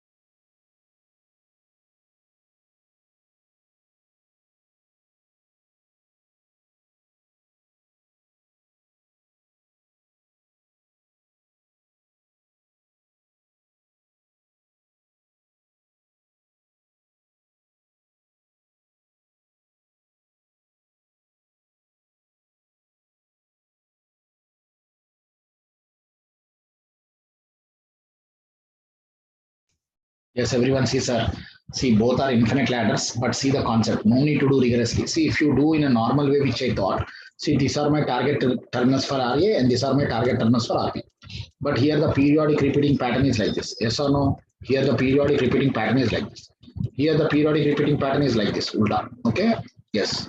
Now, if you do in a normal way, if this is RA and this also becomes RA. Yes or no? This also becomes RA, like infinity minus 1 is infinity, then infinity plus 1 is infinity. Okay? You remove one segment, you lump it and add it back. Then RA in parallel to 1 plus 2 is RA. Okay? Here you need to solve RA is 2 plus 1 in parallel to RA. That is the way you have to solve. Here also, if this is RB, now this segment is RB, now this segment is RB. Here also, infinity minus 1 is infinity, infinity plus 1 is infinity. You lump this RB plus 2 in parallel to 1 is RB. So here RB is, okay, 1 in parallel to 2 plus RB. Like that you have to solve. Then you can tell, but sir, doing all this is nonsense now, sir. See, everyone doing like this is waste. See, if you observe carefully, now, if this is RB, sir, you see now, from here it is RA only, na? Yes, from here it is RA only. See, there is a shortcut. See, from here, this entire thing becomes RA. Yes, if this is RA from here, from 2 ohms onward, this is RA. This is RA only. So clearly the shortcut is RB will be 1 in parallel to RA. So RB is RA by 1 plus RA. This is the shortcut. See, sir, how simple it became. So those who are doing like a conventional way, writing equation, solving it is headache, na, sir. But simple observation. If I remove that segment and write here, that is RA. So RA in parallel to 1 is RB. So RB is RA by 1 plus RA. Okay, na? RA. Now this is K 2 marks question. This is K 2 marks question.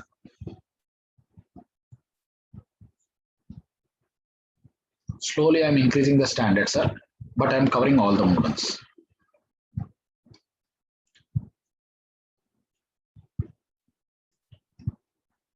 Like there is an infinite ladder of impedances.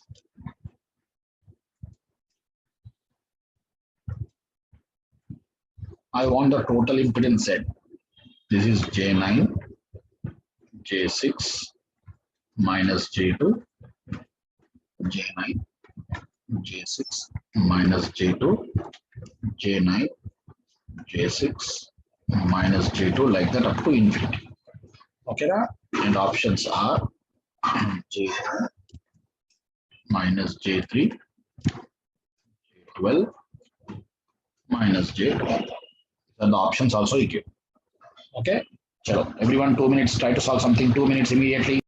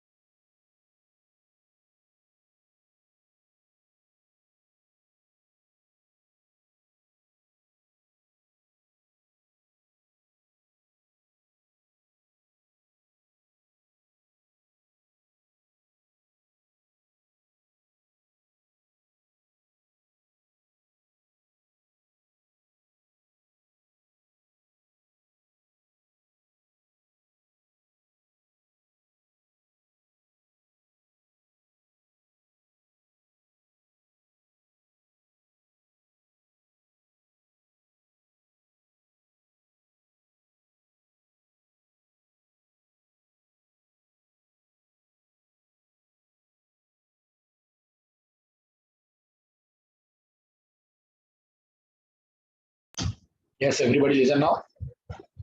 This is impedance, na sir. Impedance. Okay.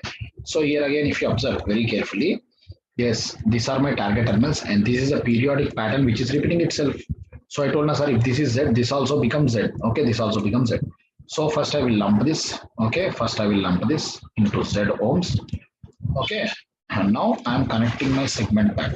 Okay, I am connecting my segment back. Okay, so this is what I am trying to do. Okay, yes. This is J9, this is J6, and minus J2 is J4 only, and I'm connecting back. And this is also Z. Like infinity minus 1 is infinity, and infinity plus 1 is infinity.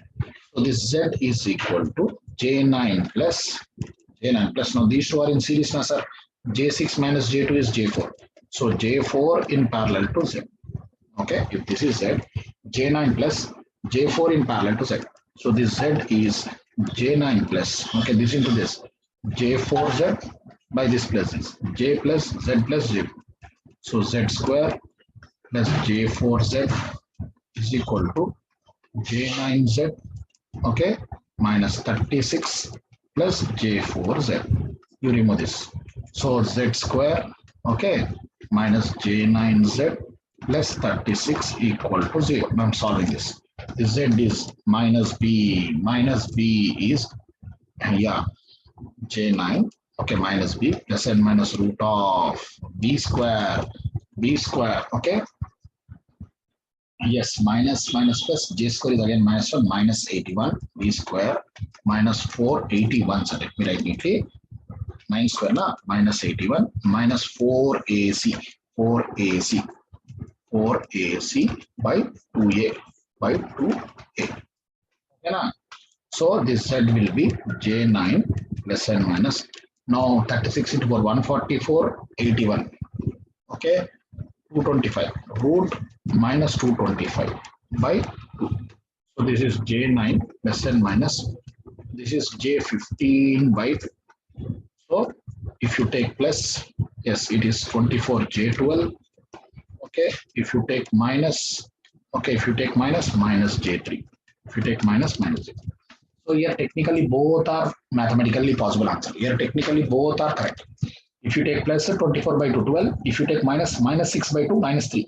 But sir, what is the correct answer then?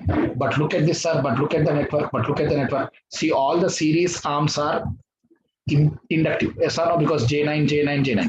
And the shunt arms also XL greater than XC because plus J6 is greater than minus J2. So this is also inductive. So here all series arms, and shunt arms are inductive. Since in practical circuit, since in practical ladder, given all series arms are inductive, and in shunt arms means parallel arms, XL greater than XC, that is also inductive, that means all series arms are inductive. Okay, all series arms are inductive and shunt arms are also inductive. So overall inductive. Overall inductive. Okay, na? So overall inductive means answer should be plus J12 only. This cannot be the answer. So final answer is plus J12. See sir, how good this question is. See, in this problem actually both are technically correct. Okay, in this problem both are technically correct. Okay, yes, both are technically correct.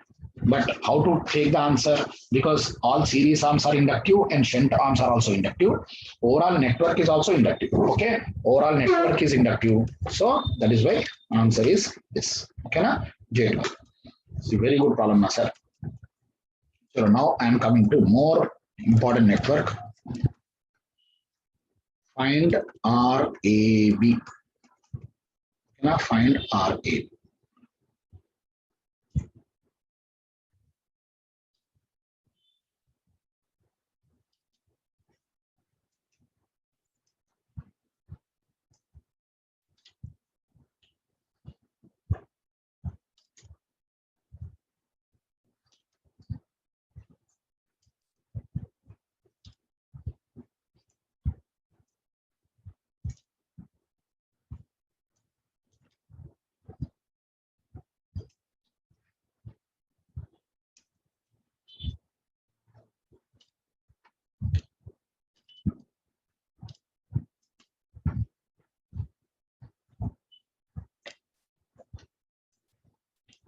So all are one ohm.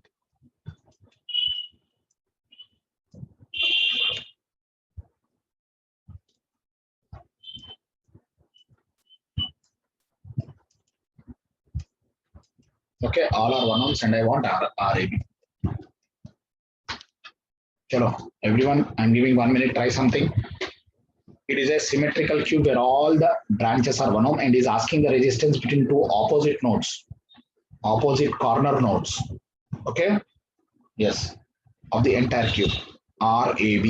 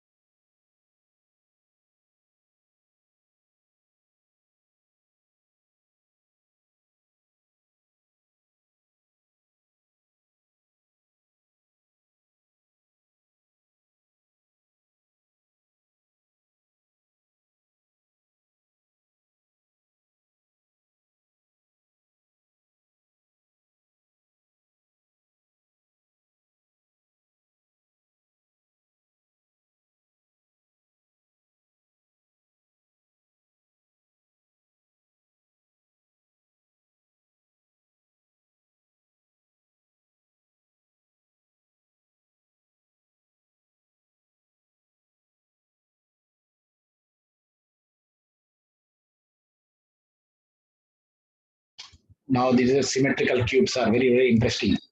See, now this is like hollow cube. It is a hollow cube structure where every branch is one ohm. Okay, please understand. It is a hollow cube structure where every branch is one ohm. Okay, every branch is one ohm and is asking the resistance between the opposite diagonal corners of the cube. Opposite diagonal corners. Okay, like in your house room is there. You see opposite diagonal corners. Imagine it is a cube only. Actually, it is a cuboid. But here it is understood that every branch edge resistance is one ohm and is asking resistance between opposite diagonal corners. Okay.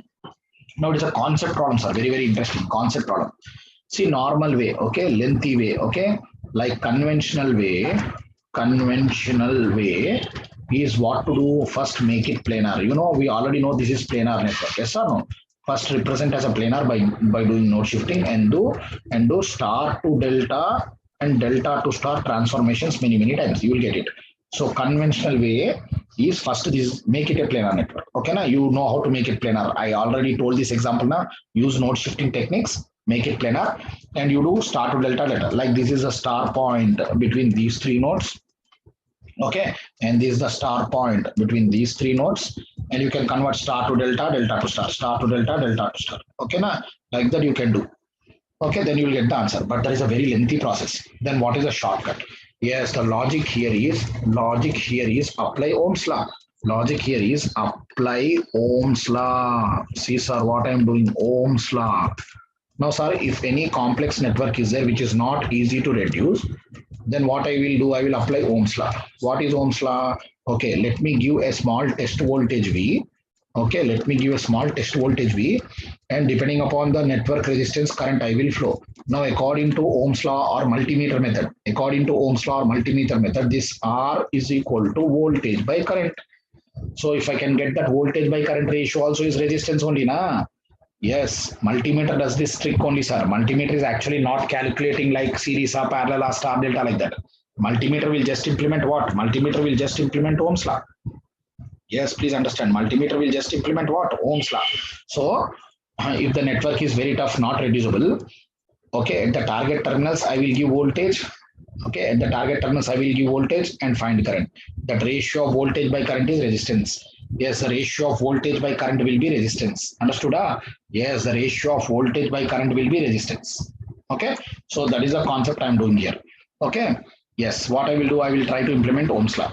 But you remember, normal way is what? Make it planar and use star delta. And another thing is, yes, here all resistors are equal. There is an advantage which I will tell you. Okay, all resistors. If resistors are unequal, suppose 1 ohm, 2 ohm, 3 ohm, 4 ohm like that, then the only way is to do this, sir. If by mistake resistors are unequal like 1 ohm, 2 ohm, 3 ohm, 4 ohm, different, then the only toughest way is to make it planar and also do star to delta and delta to star transformations. Okay, that is the only way. But here, yes, because I want to implement Ohm's law, now let me inject a voltage V. Yes, let me inject a voltage V. Okay, and it will drive a current I. Now, according to Ohm's law, yes, according to Ohm's law, this RAB will be V by I. So if I get V by I ratio, I will get the answer. Okay, if I get V by I ratio, I will get the answer. Now, how to get this V by ratio? Now, writing so many equations is also not advisable, sir. I know there are so many meshes here, so many nodes. Okay, so unnecessary writing mesh and nodal is also not easy. Yes or no? Writing mesh and nodal also is not easy. Okay, so what I will do, I will use the symmetry in the network. Use symmetry definition in the network. Symmetry definition. This is interesting definition. Why is this symmetry? One, here all resistors are equal. All resistors are equal. Okay, that is very good. But this is not compulsory, not mandatory reason. Okay, first of all, here all resistors are equal. Okay, first of all, here all resistors are equal, but that is not a mandatory. Requirement. Here all resistors are equal, but that is not a mandatory. But the main reason why it is symmetrical is the path resistance. Now listen, sir, the path resistance, okay, between terminals AB, the path resistance between terminals AB in all paths are equal. This is very, very interesting. The path resistance between AB, okay, in all paths are equal. The path resistance between AB in all paths are equal. That is very, very interesting, sir. The path resistance between AB in all paths are equal. Chalo, sir, first listen everybody. See, actually, this is a big network, sir.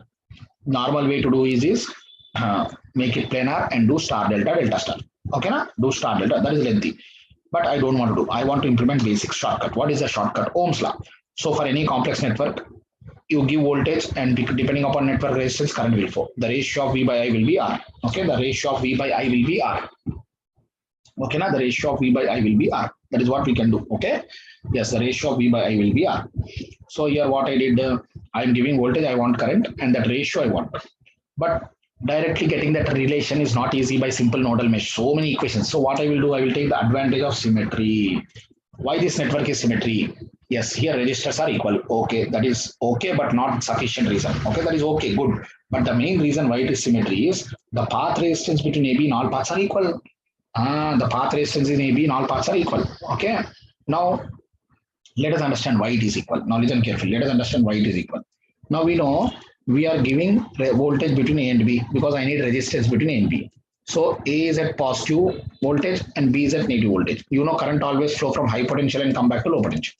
Because A is at highest potential, yes, because A is at highest potential, this node level voltage is third level. Let us say like level. I'm referring voltage to level height. Like current flow from high potential to low potential, water flow from high level to low level, like that. I'm comparing potential with height, sir. I'm comparing potential with height. Because A is at highest potential like third floor, B is at lowest potential like ground floor. Okay, A is at highest potential like third floor, B is at lowest potential like ground floor. Okay, na? Yes, A is at highest potential third floor, B is at lowest potential ground floor. And we know current flow from high potential to low potential, like water flow from high level to low level. Then here what is happening? This 1 ohm, 1 ohm, 1 ohm are there. Because the resistances are equal, the drops will be equal amazingly. The drop in this one, the drop in this one, and drop in this one will be equal. Then these three, yes, these three will be at next low level but equal, like second floor, second floor, second floor. First of all, drops will occur. So that is why they are lower potential than third node, but the drops are equal. So these three will be at same potential but low level. These three are at same potential but low level compared to the third. Then again here 2 equal 1 ohms, here also 2 equal 1 ohms, here also 2 equal 1 ohms. So 2 equal 1 ohms, 2 equal 1 ohms, 2 equal 1 ohms. So drops are equal. So these three are now at low potential, next lower potential but equal, like first floor, first floor, first floor. Okay, these three are at next low level but equal. Okay, and then finally this is the zero. So yes, when I give voltage between AB, A is at highest potential, B is at lowest potential. Okay, A is like third floor, B is like ground floor. Because the drop in 1, 1, 1 are equal, these three will be at next low level but equal. Then here two ones, here two ones, here two ones. Then these three will be at next low level but one equal. And then final drop, drop, drop, ground floor. Now you see, we always know current flow from high potential to low potential. We always know current flow from high potential to low potential. Now you travel in any path from high potential to low potential. You travel in any path from high potential to low potential. Path resistance is equal, sir. You travel from A to B in any path from high potential to low potential. Path resistance will be equal, like 1, 1, 1, 1, 1, 1, 1, 1, 1. 1, 1, 1. You travel any path from high potential to low potential, path resistance in all paths are equal. Now, because the path resistance in all paths are equal, I can do current division rule. This is very, very interesting. The reason I am doing current division is not because they are directly parallel connected. Please understand. They are not directly parallel connected. Actually, we do current division. When elements are in parallel. But here, this is not parallel. But the path resistance in all paths are amazingly equal. Na? Like imagine there is a current coming, sir. Now at this junction, lot of branches are there. But in all the branches, the path resistance in all paths are equal. If path resistance in all paths are equal, this will divide into I by 4, I by 4, I by 4, I by 4. Nah? That concept I'm using. Not that they are parallel. Because the path resistance in all paths are equal, the current will divide equally. That concept I'm using. Yes. Because the path resistance in all paths are equal. Okay, then current division is possible. That point I'm writing. Because path resistance in all paths are equal. So current division possible. Not that they are parallel, please. Actually, current division rule is applicable only if elements are parallel. But here I am doing current division because the path resistance in all paths are equal. So this current I will come here. Now here, yes, now current high will come here. Now at this junction, it has got 3 equal paths to divide. So this will divide into I by 3. This is also I by 3. And this is also I by 3. Now again, this I by 3 will divide into 2 because path resistance from here to target 0 node is also equal in all the paths. So this will further divide into I by 3 by 2, I by 6. This is again I by 6. This I by 3 here also has 2 path resistances equal. So this will again divide into I by 3 by 2, I by 6 and I by 3 by 2, I by 6. Then again this I by 3 also further divide into I by 6 and this is again I by 6. Now I by 6, I by 6, I by 3, I by 6, I by 6, I by 3 and this is I by 6, I by 6, I by 3. Now I by 3, I by 3, I by 3. This is again I. This is again I. So whatever current left has to come back. That is law of conservation of charge. Okay, see, two things are. First of all, here I am applying Ohm's law. Okay, here I am applying Ohm's law. Second, but to get the ratio of V by I, okay, but to get the ratio of V by I, what is the concept I am using? Yes, but to get the ratio of V by I, and what is the concept I am using? I am using the symmetry of the network. Okay, what is the concept I am using? I am using the symmetry of the network. Okay, what is the meaning of symmetry? Here path resistance in all paths are amazingly equal. Okay, here path resistance in all paths are amazingly equal. That is what I am trying to use. Chalo. So because the path resistance in all paths are equal, then current division is possible. So this I divided into I by 3, I by 3, I by 3. Again I by 3 to 2 equal path division, I by 6, and here also I by 6, here also I by 6. Then again I by 6, I by 6, I by 3, I by 3, and I by 3. Okay, okay. Now, sir, now because the path resistance in all paths are equal and current can be divided, now I am happily writing KVL to get the ratio. Now I am getting the KVL. Yes, I am writing the KVL. In any path you can write, sir, any path. Okay, na? Chalo. Let me write a KVL like this, like this, like this, like this, and like this. Any path you will get same answer. V by ratio I want, that's it. Orange color path. So if I write a KVL, chalo everybody, if I write a KVL, chalo if I write a KVL, okay, now if I write a KVL, what is happening now? Starting from here, minus V. Okay, starting from lower left corner. Okay, minus V plus this is IR. But what is this IR? I by 3 into 1. Okay, that is I by 3 into 1 plus what is this voltage? I by 6 into 1. I by 6 into 1. Okay, this is again I by 6 into 1 plus again what is this voltage? I by 3 into 1. This is again I by 3 into 1 equal to 0. So this V is I into 1 by 3 plus 1 by 6 plus 1 by 3. 1 by 3. So if you take LCM 6, it is 5 by 6. So now RAB is V by I according to Ohm's law, V by I. So answer is 5 by 6 ohms, 5 by 6 ohms. Okay, two important things, sir. Okay, first of all, I am not doing the conventional way. Anyone want to do by star delta, do it 100% you will get same answer. I don't want to take that risk. Okay, na? I don't want to take that risk. Okay, everybody, please understand. I really don't want to take that risk. Okay, but instead, what I did, yes, instead, what I did, everyone, yeah, instead, what I did is, yes, everybody, instead, what I did is, I took the advantage of symmetry. Why is symmetry here? Resistors are equal, lucky, but not compulsory also. But main reason for symmetry is the path resistance between AB and all paths are amazingly equal. So because the resistors are equal and voltage divisions are happening similar, like this at highest potential third floor, drops are equal, these are next level but equal potential like second floor. Now drops are equal but these are next level like first floor but equal and ground floor. Now current always flow from high potential to low potential. The path resistance in all paths are amazingly equal. Na? Yes, due to which I divide into I by 3, then I by 6 and again I by 3 and come back. Now I wrote a KVL. Now if I write a KVL, yes, minus V plus IR plus again IR is 0. From that I got Ohm's law. Okay, na? This is how I got. Now instead of 1 ohm, if each branch is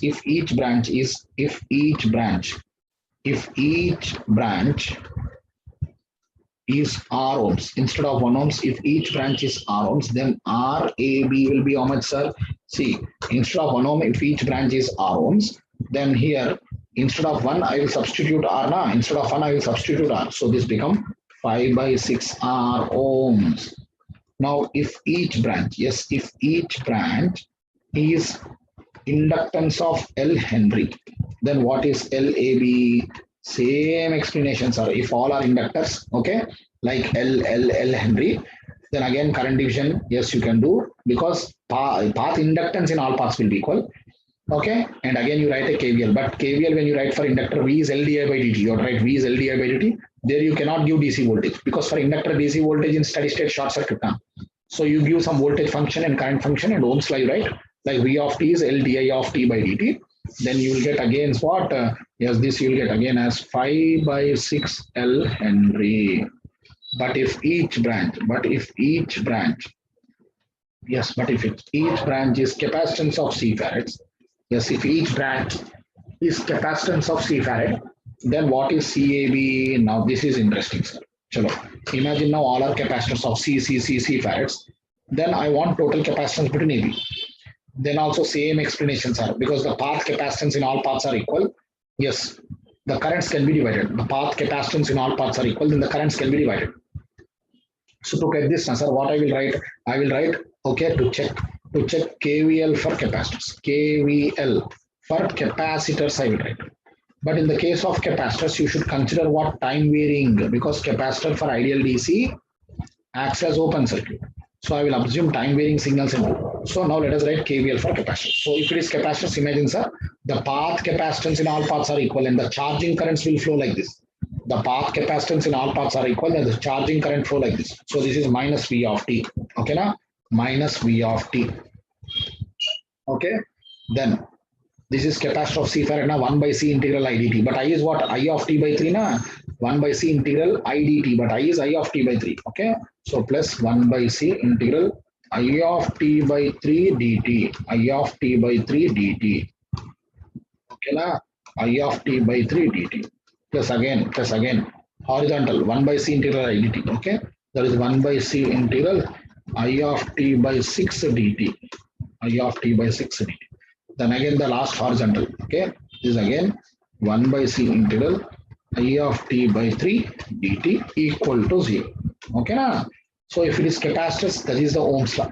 We wrote resistor Ohm's law, KVL. Okay. Here also I am getting Ohm's law for capacitor by writing KVL. Then this V of t equal to 1 by C if you take common 1 by 3 plus 1 by 6 plus 1 by 3 integral I dt. So this V of t is, okay, if I take LCM 1 by 6 and this is 6. So this is again 5 by 6. But you should write in standard Ohm's law form. What is the standard Ohm's law form for capacitor? What is the standard Ohm's law form for capacitor? V is 1 by C integral I dt. V is 1 by C. So this V of t is equal to 1 by, this is 6C, but 5 will come like this, integral I dt. Okay. So V is 1 by C integral. So the C total or CAB will be how much? 6C by 5. 6C by 5 farad. And if each branch is conductance of G Siemens, then what is GAB? 6G by 5 Siemens. 6G by. So remember also for reactance, see for reactance XAB and for impedance ZAB also same formulas. Like ZAB is 5Z by 6. Like that. So for reactance and impedance same formula, and for also here susceptance BAB and admittance YAB also similar formula like conductance. Okay, remember. Everyone go through 1 minute. I will again explain. Yes, go through all the ideas what I will told. I will again explain.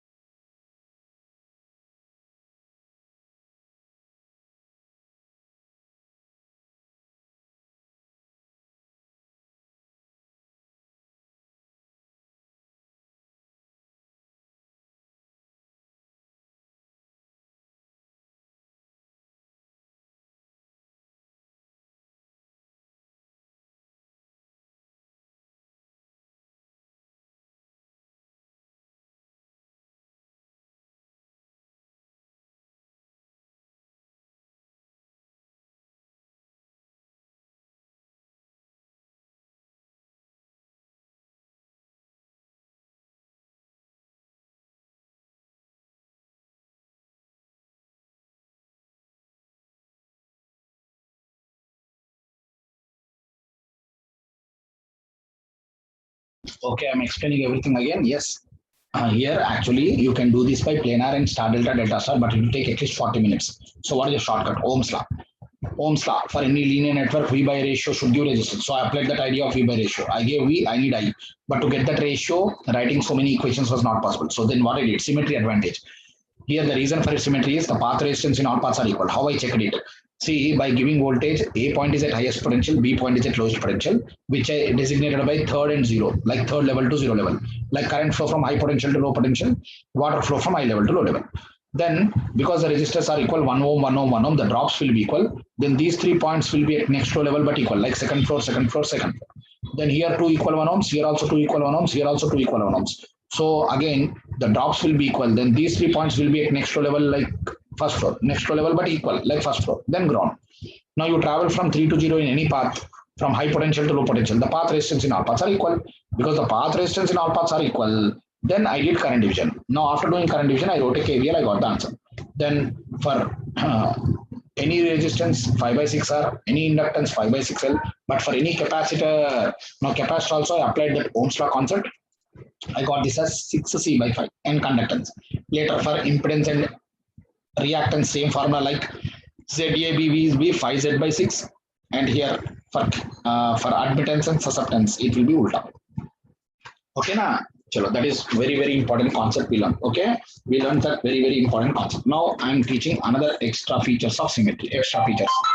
Okay, I'm teaching extra features of symmetry. Okay, now what I'm trying to do is I'm teaching extra features of symmetry. Okay, now I'm teaching that extra features of symmetry. Okay, be careful with extra features of symmetry. Okay, now see here. If I talk about these extra features of symmetry, now listen, I'm writing note 1. I'm writing note 1. Okay, in this note 1, yes, in this note 1, if we can identify such nodes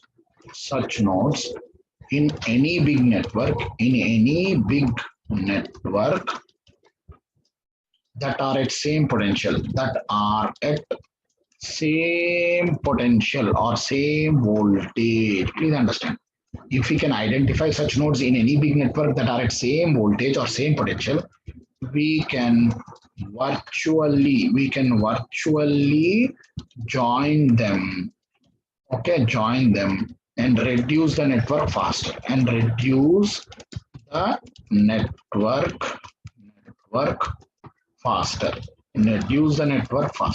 Okay, if we can identify such nodes in any big network that are at same potential, yes, if we can identify such nodes in any big network that are at same potential or same voltage, we can virtually join them to reduce faster. Now, what is the reason behind this? Now, listen here. What is the reason behind this? See, I'm writing the same network again to explain this concept.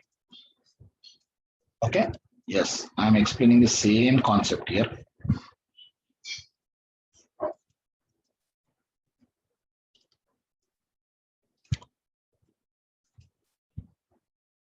Of course, this is A and this is B we got. Okay. Now here, we did by Ohm's law, we got it. But in that, A was at highest potential like third floor, B was at lowest potential like ground floor. But because the drop are equal, now these 3 points are at same potential like second floor but equal. Yes. Then again, because drops are equal, now these 3 points will be at next floor level but equal, like first. Okay. So please understand. Okay, now please understand. Okay, everybody please should understand this. Okay, now A is at highest potential, B is at lowest potential. A is at highest potential, B is at lowest potential. Now because the drops are equal, these 3 points will be at next flow level but equal, and these 3 points will be at next flow level but equal. These 3 points will be next flow level but equal. These 3 points will be at next flow level but equal. So now I'm applying that idea. What is that idea? If we can identify such nodes in any big network that are at same potential, okay? If we can identify such nodes in any big network that are at same potential, okay? If we can identify such nodes in any big network that are at same potential, you can virtually join them. See, here also the same thing, sir. This 2. Actually, with respect to third node, drops are equal. So these 3 are at next low level but equal potential. Again, here drops are equal. These 3 are at next low level but equal. That idea is coming here. So if you can identify such nodes in any big network that are at same potential, you can virtually join them. So because these two are at same potential, all registers will feel that is only one node. Yes, because same potential, all network, all elements will feel it is only like single node. Virtually joining, virtually joining. Please understand. Again, these three are at same potential. Yes, I am virtually joining. This is another shortcut, sir. See this. That is why see read the statement. If you can identify such nodes in any big network that are at same potential, we can virtually join them. So now see, and this is third, where terminal A is there, and this is zero, where terminal B is there. Okay, this is third where terminal A and zero terminal B. Now this is two all twos joined together, and here all ones joined together. Okay. Now see, from 3 to 2, how many resistors are parallel? 3. Like 1 ohm, 1 ohm, 1 ohm. Actually, they are not parallel, but after joining the nodes, now they are parallel. See, after virtually joining nodes with this above concept, then they are parallel. Now parallel. Okay, now parallel. Please understand virtual joining. So this 2 to 2 I joined. So from 3 to 2, 1 1 1 parallel. Now from 2 to 1, how many are parallel? 1 1 1 1 1 1. 6 1 ohms are parallel. Yes, 6 1 ohms are parallel. 6 1 ohms are parallel. 6 1 ohms are parallel.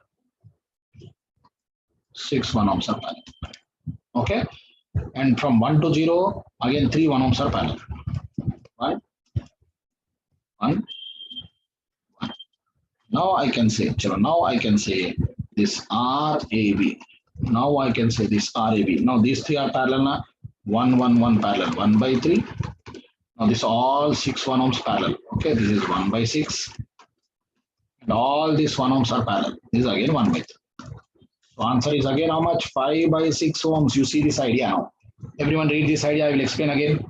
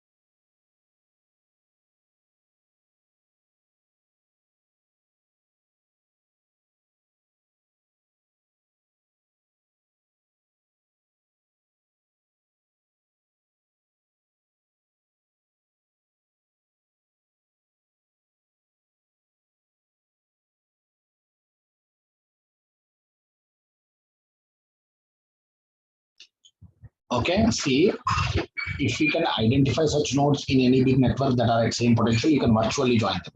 So here, because these three nodes 2, 2, 2 are equal potential, all registers feel virtually like same node. So I'm joining them virtually with that pink line.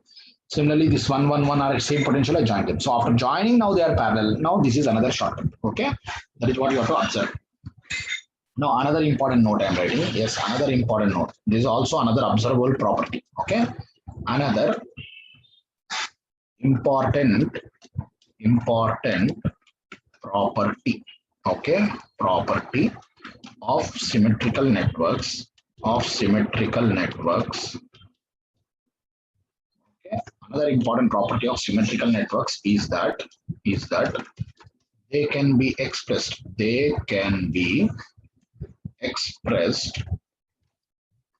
As mirror images.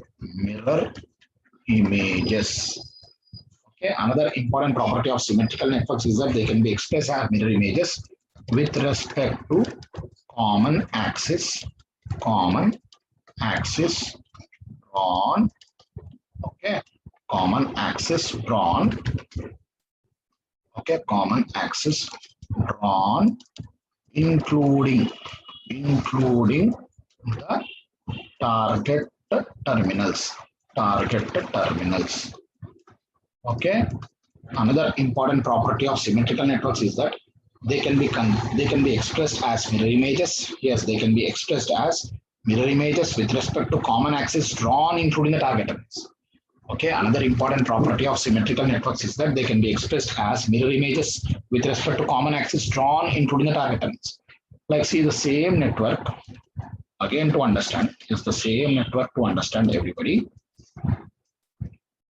Yes, the same network. Okay, I'm writing again to explain even this concept.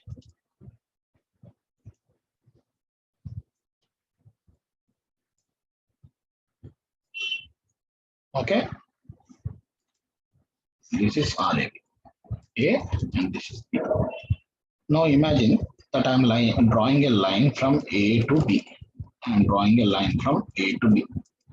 Now with respect to this axis, if you cut this into two parts, with respect to this axis, if you cut this into parts, I can say this side and this side will be mirror images.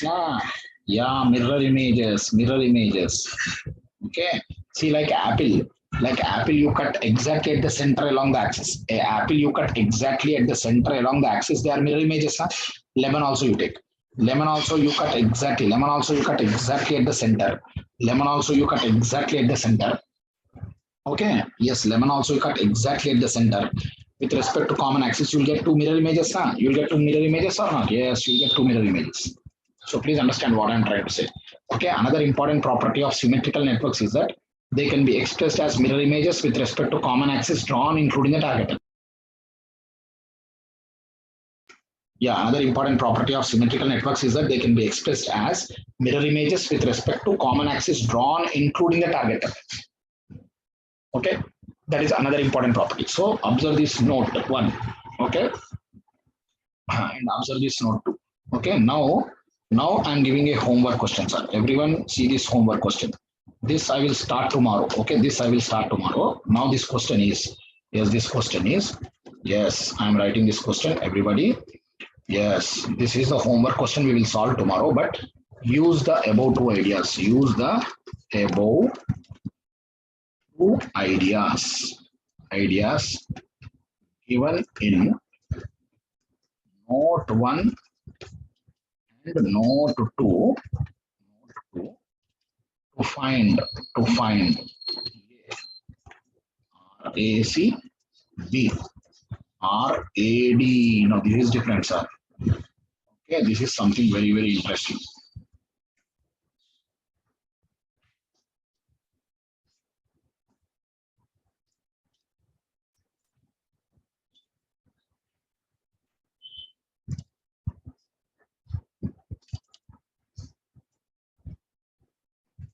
It is the same symmetrical cube I'm writing.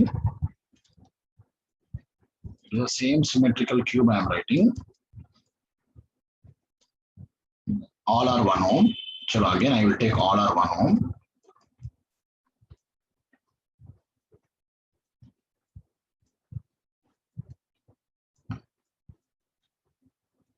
And this is A.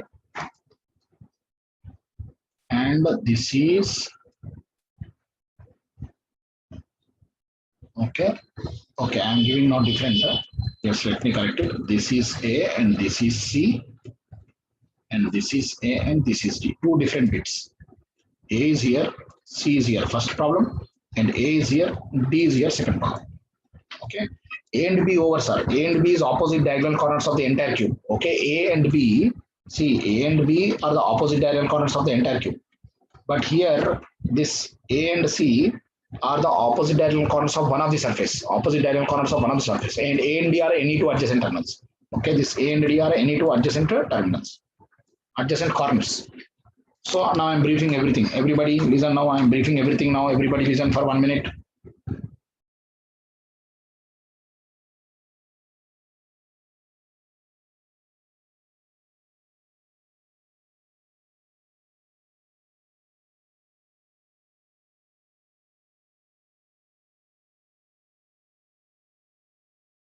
Yes, everybody. Actually, this problem was asked to find RAB. Here, RAB are the opposite diagonal corners of the entire cube. See, it is a hollow, okay, hollow skeleton cube where every edge is 1 ohm. Actual way is to make it planar and do star delta delta star, which takes a lot of time. But the shortcut I implemented is Ohm's law, V by A ratio. But to get V by A ratio, I implemented symmetry definition. The reason it is symmetrical is the path resistance in all paths are equal. Yes, the path resistance in all paths are equal. Okay, na? The path resistance in all paths are equal. Hence, I applied symmetry. Okay, then from which I did current division. And I wrote a KVL. Then I explained for all the other elements and also KVL for capacitor. Then I expanded two important properties. First property is, if you can identify such nodes in any big network that are at same potential, you can join them. That is a shortcut. Then second point is, symmetry is a mirror image property. Okay. See, another important property of symmetrical networks is that they can be expressed as mirror images with respect to common axis drawn including the target terminals. So you take this cube like structure and cut it into two pieces, you will get mirror images. That is very, very interesting. Okay, that also is important property. Okay, so from that, yes, from that, now I want you to calculate RAC and RAD. Okay, this is something more interesting and more challenging, which we will start tomorrow. Okay, na? So now you can ask doubts. Everybody ask doubts. Vikrant. Sir, Tell me. sir, can you please explain me the current division, sir, in the same problem? See, current division is because I told you the logic here. See, suppose you take a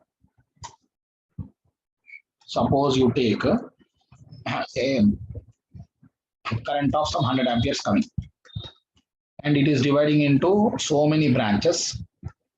But here in all 100 branches, path resistance in all paths are equal. I'm never saying they are parallel.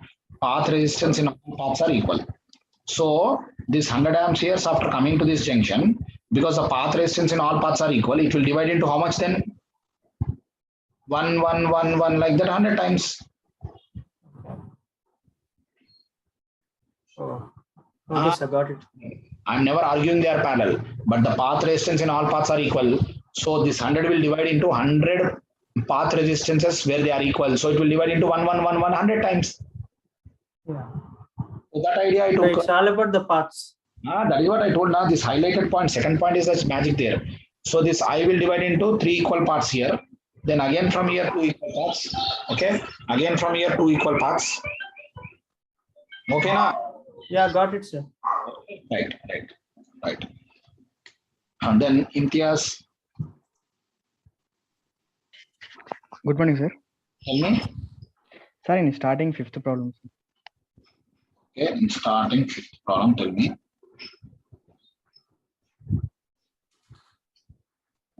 Sir, today, sir. Coming.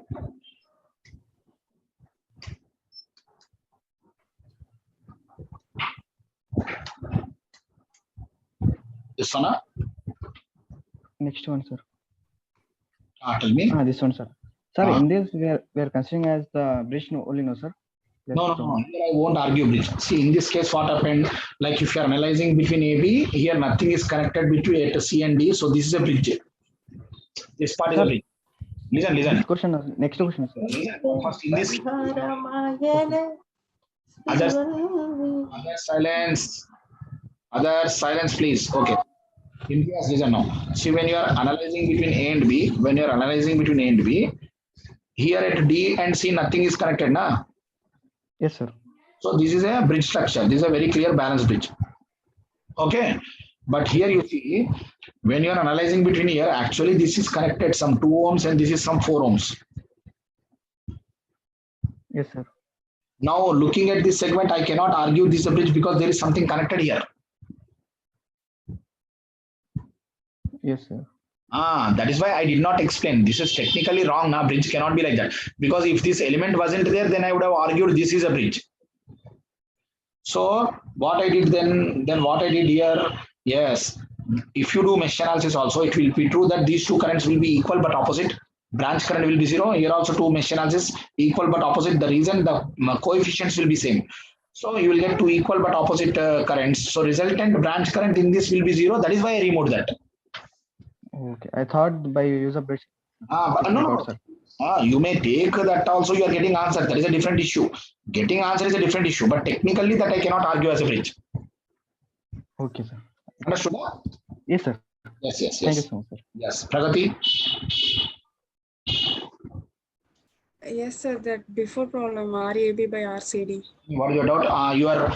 Did you get something like RCD half ohms? Yeah. I guess your mistake also. No. See, you converted delta to star. Yes, sir.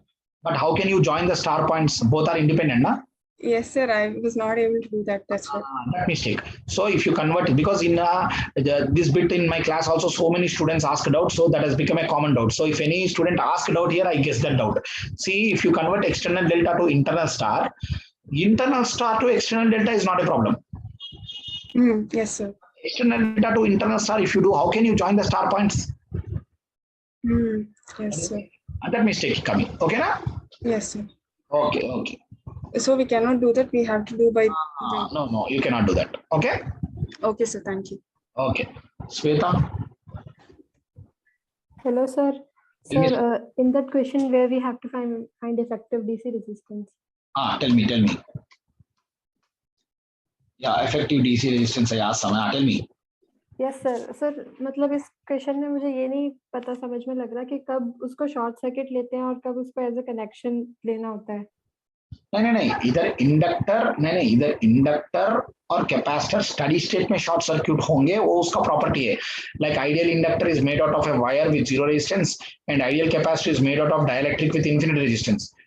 Because from Ohm's law, V is LdI by dt. If di by dt is 0, V is also 0 in inductor. Yes, sir. I got that. लेकिन मतलब इसमें 3 और 6 को parallel क्यों नहीं लिया? मतलब उसको समझ गया मैं आपको. Suppose वो 3 and 6 नहीं, इधर A तो फर्स्ट ये देखो, इधर ये ओपन कैपेसिटर ओपन सर्किट होने के कारण ये 2 तो काम नहीं करेगा ना. Yes, sir. अगर ये 2 काम नहीं करेगा तो ये दोनों सीरीज बन जाएंगे ना. ये 3 and 6 become series ना. Yes, sir. But there is a short circuit across this 9 ohms na. Yes, sir. Short circuit across passive element will not work. So current will bypass them. Okay, sir. Sir, yes, sir. समझ में आ गया. ये जो left side वाला question है, इसमें sir ये नहीं समझ में आया कि ये ब्रिज क्यों नहीं है. मतलब बीच में एलिमेंट तो जो ब्रिज होता है अब वही स्टूडेंट को एक बता रहा था कि अगर ये AB you see from AB, this is bridge because at D or C nothing is connected ना. At D or C nothing is connected. Okay, sir. तो ब्रिज बन गया. Got it. लेकिन इधर देखो, एक्चुअली ये 4 ohm है, ये 2 ohm है. Yes, sir. लेकिन when you are looking from this point of view, ये तो कुछ 2 ohms और कनेक्ट किया ना इधर. Yes, sir. तो ब्रिज नहीं कह सकता मैं इसको. ठीक है सर. जब इसमें है ना आपने लूप्स में करंट्स की डायरेक्शन ली थी तो मतलब आपने दोनों में ही क्लॉकवाइज ले ली थी. अगर जैसे मैं डायरेक्शन तो अपनी मर्जी से कुछ भी ले सकती हूँ. नहीं बता रहा हूँ. देखो अगर आप I1 लिया और इधर भी एंटी क्लॉक I2 लिया, आप सॉल्व करने के बाद बोथ नेगेटिव, एक पॉजिटिव आएगा एक नेगेटिव आएगा. Resultant again will be 0. Okay sir. वो भी करेक्ट है. अगर एंटी क्लॉक लिया, देखो अगर मैं क्लॉकवाइज लिया, ये एंटी क्लॉकवाइज, अगर दोनों क्लॉक लिया तो 2 2 आएंगे शायद, एग्जांपल. तो रिजल्टेंट 2 - 2 0। लेकिन अगर एक क्लॉक और एंटी क्लॉक दिया ना, एक 2 आएगा एक -2 आएगा, उसका सम भी 0 हो जाएगा। Okay sir. ठीक है, yes sir. reason those currents will be equal but opposite is the coefficients of resistances are equal there.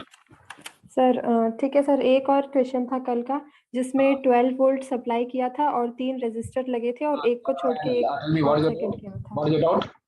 Sir बस मेरे को यूं लग रहा था कि जैसे अगर 12 वोल्ट्स में से करंट फ्लो होगी तो वो सीधा शॉर्ट वाले टर्मिनल से निकल के बी में क्यों नहीं जाएगी? नहीं, शॉर्ट तो नहीं है ना इधर, देखो इधर, अगर अगर या यही प्रॉब्लम है ना, देखो इधर, यस सर, हाँ यही है। ये प्रॉब्लम है। अगर ये 3 ओम है, 3 ओम है, ये 3 ओम है, नो ये 12 वोल्ट्स लिया, सपोज ये अकेला शॉर्ट दिया तो ये करंट इधर बाईपास होके इधर चले जाएगा। Yes sir. इधर भी एक ऐसा है, तो अब क्या है, देखो अब क्या है टेक्निकली, ये पॉजिटिव वोल्टेज है, ये पॉजिटिव और ये भी पॉजिटिव वोल्टेज है, ये नेगेटिव वोल्टेज है, ये भी नेगेटिव वोल्टेज है, सो पोटेंशियल डिफरेंस आ रहा है, ये शॉर्ट सर्क्यूट नहीं है। Okay sir. अगर ये अगर नहीं है तो then this is completely shorting this parallel, then current can not flow, Ix is 0। Okay sir. But इधर एक वायर कनेक्ट करने से अब ये short, that is why short circuit across passive element completely, ये कनेक्शन करने के कारण ये शॉर्ट सर्क्यूट कह नहीं सकते हम लोग, क्योंकि उसमें पोटेंशियल डिफरेंस आ गया। here this is positive, this is negative potential, so potential difference is coming and current will flow here. Okay sir, I got it. Okay, right, thank you sir. right.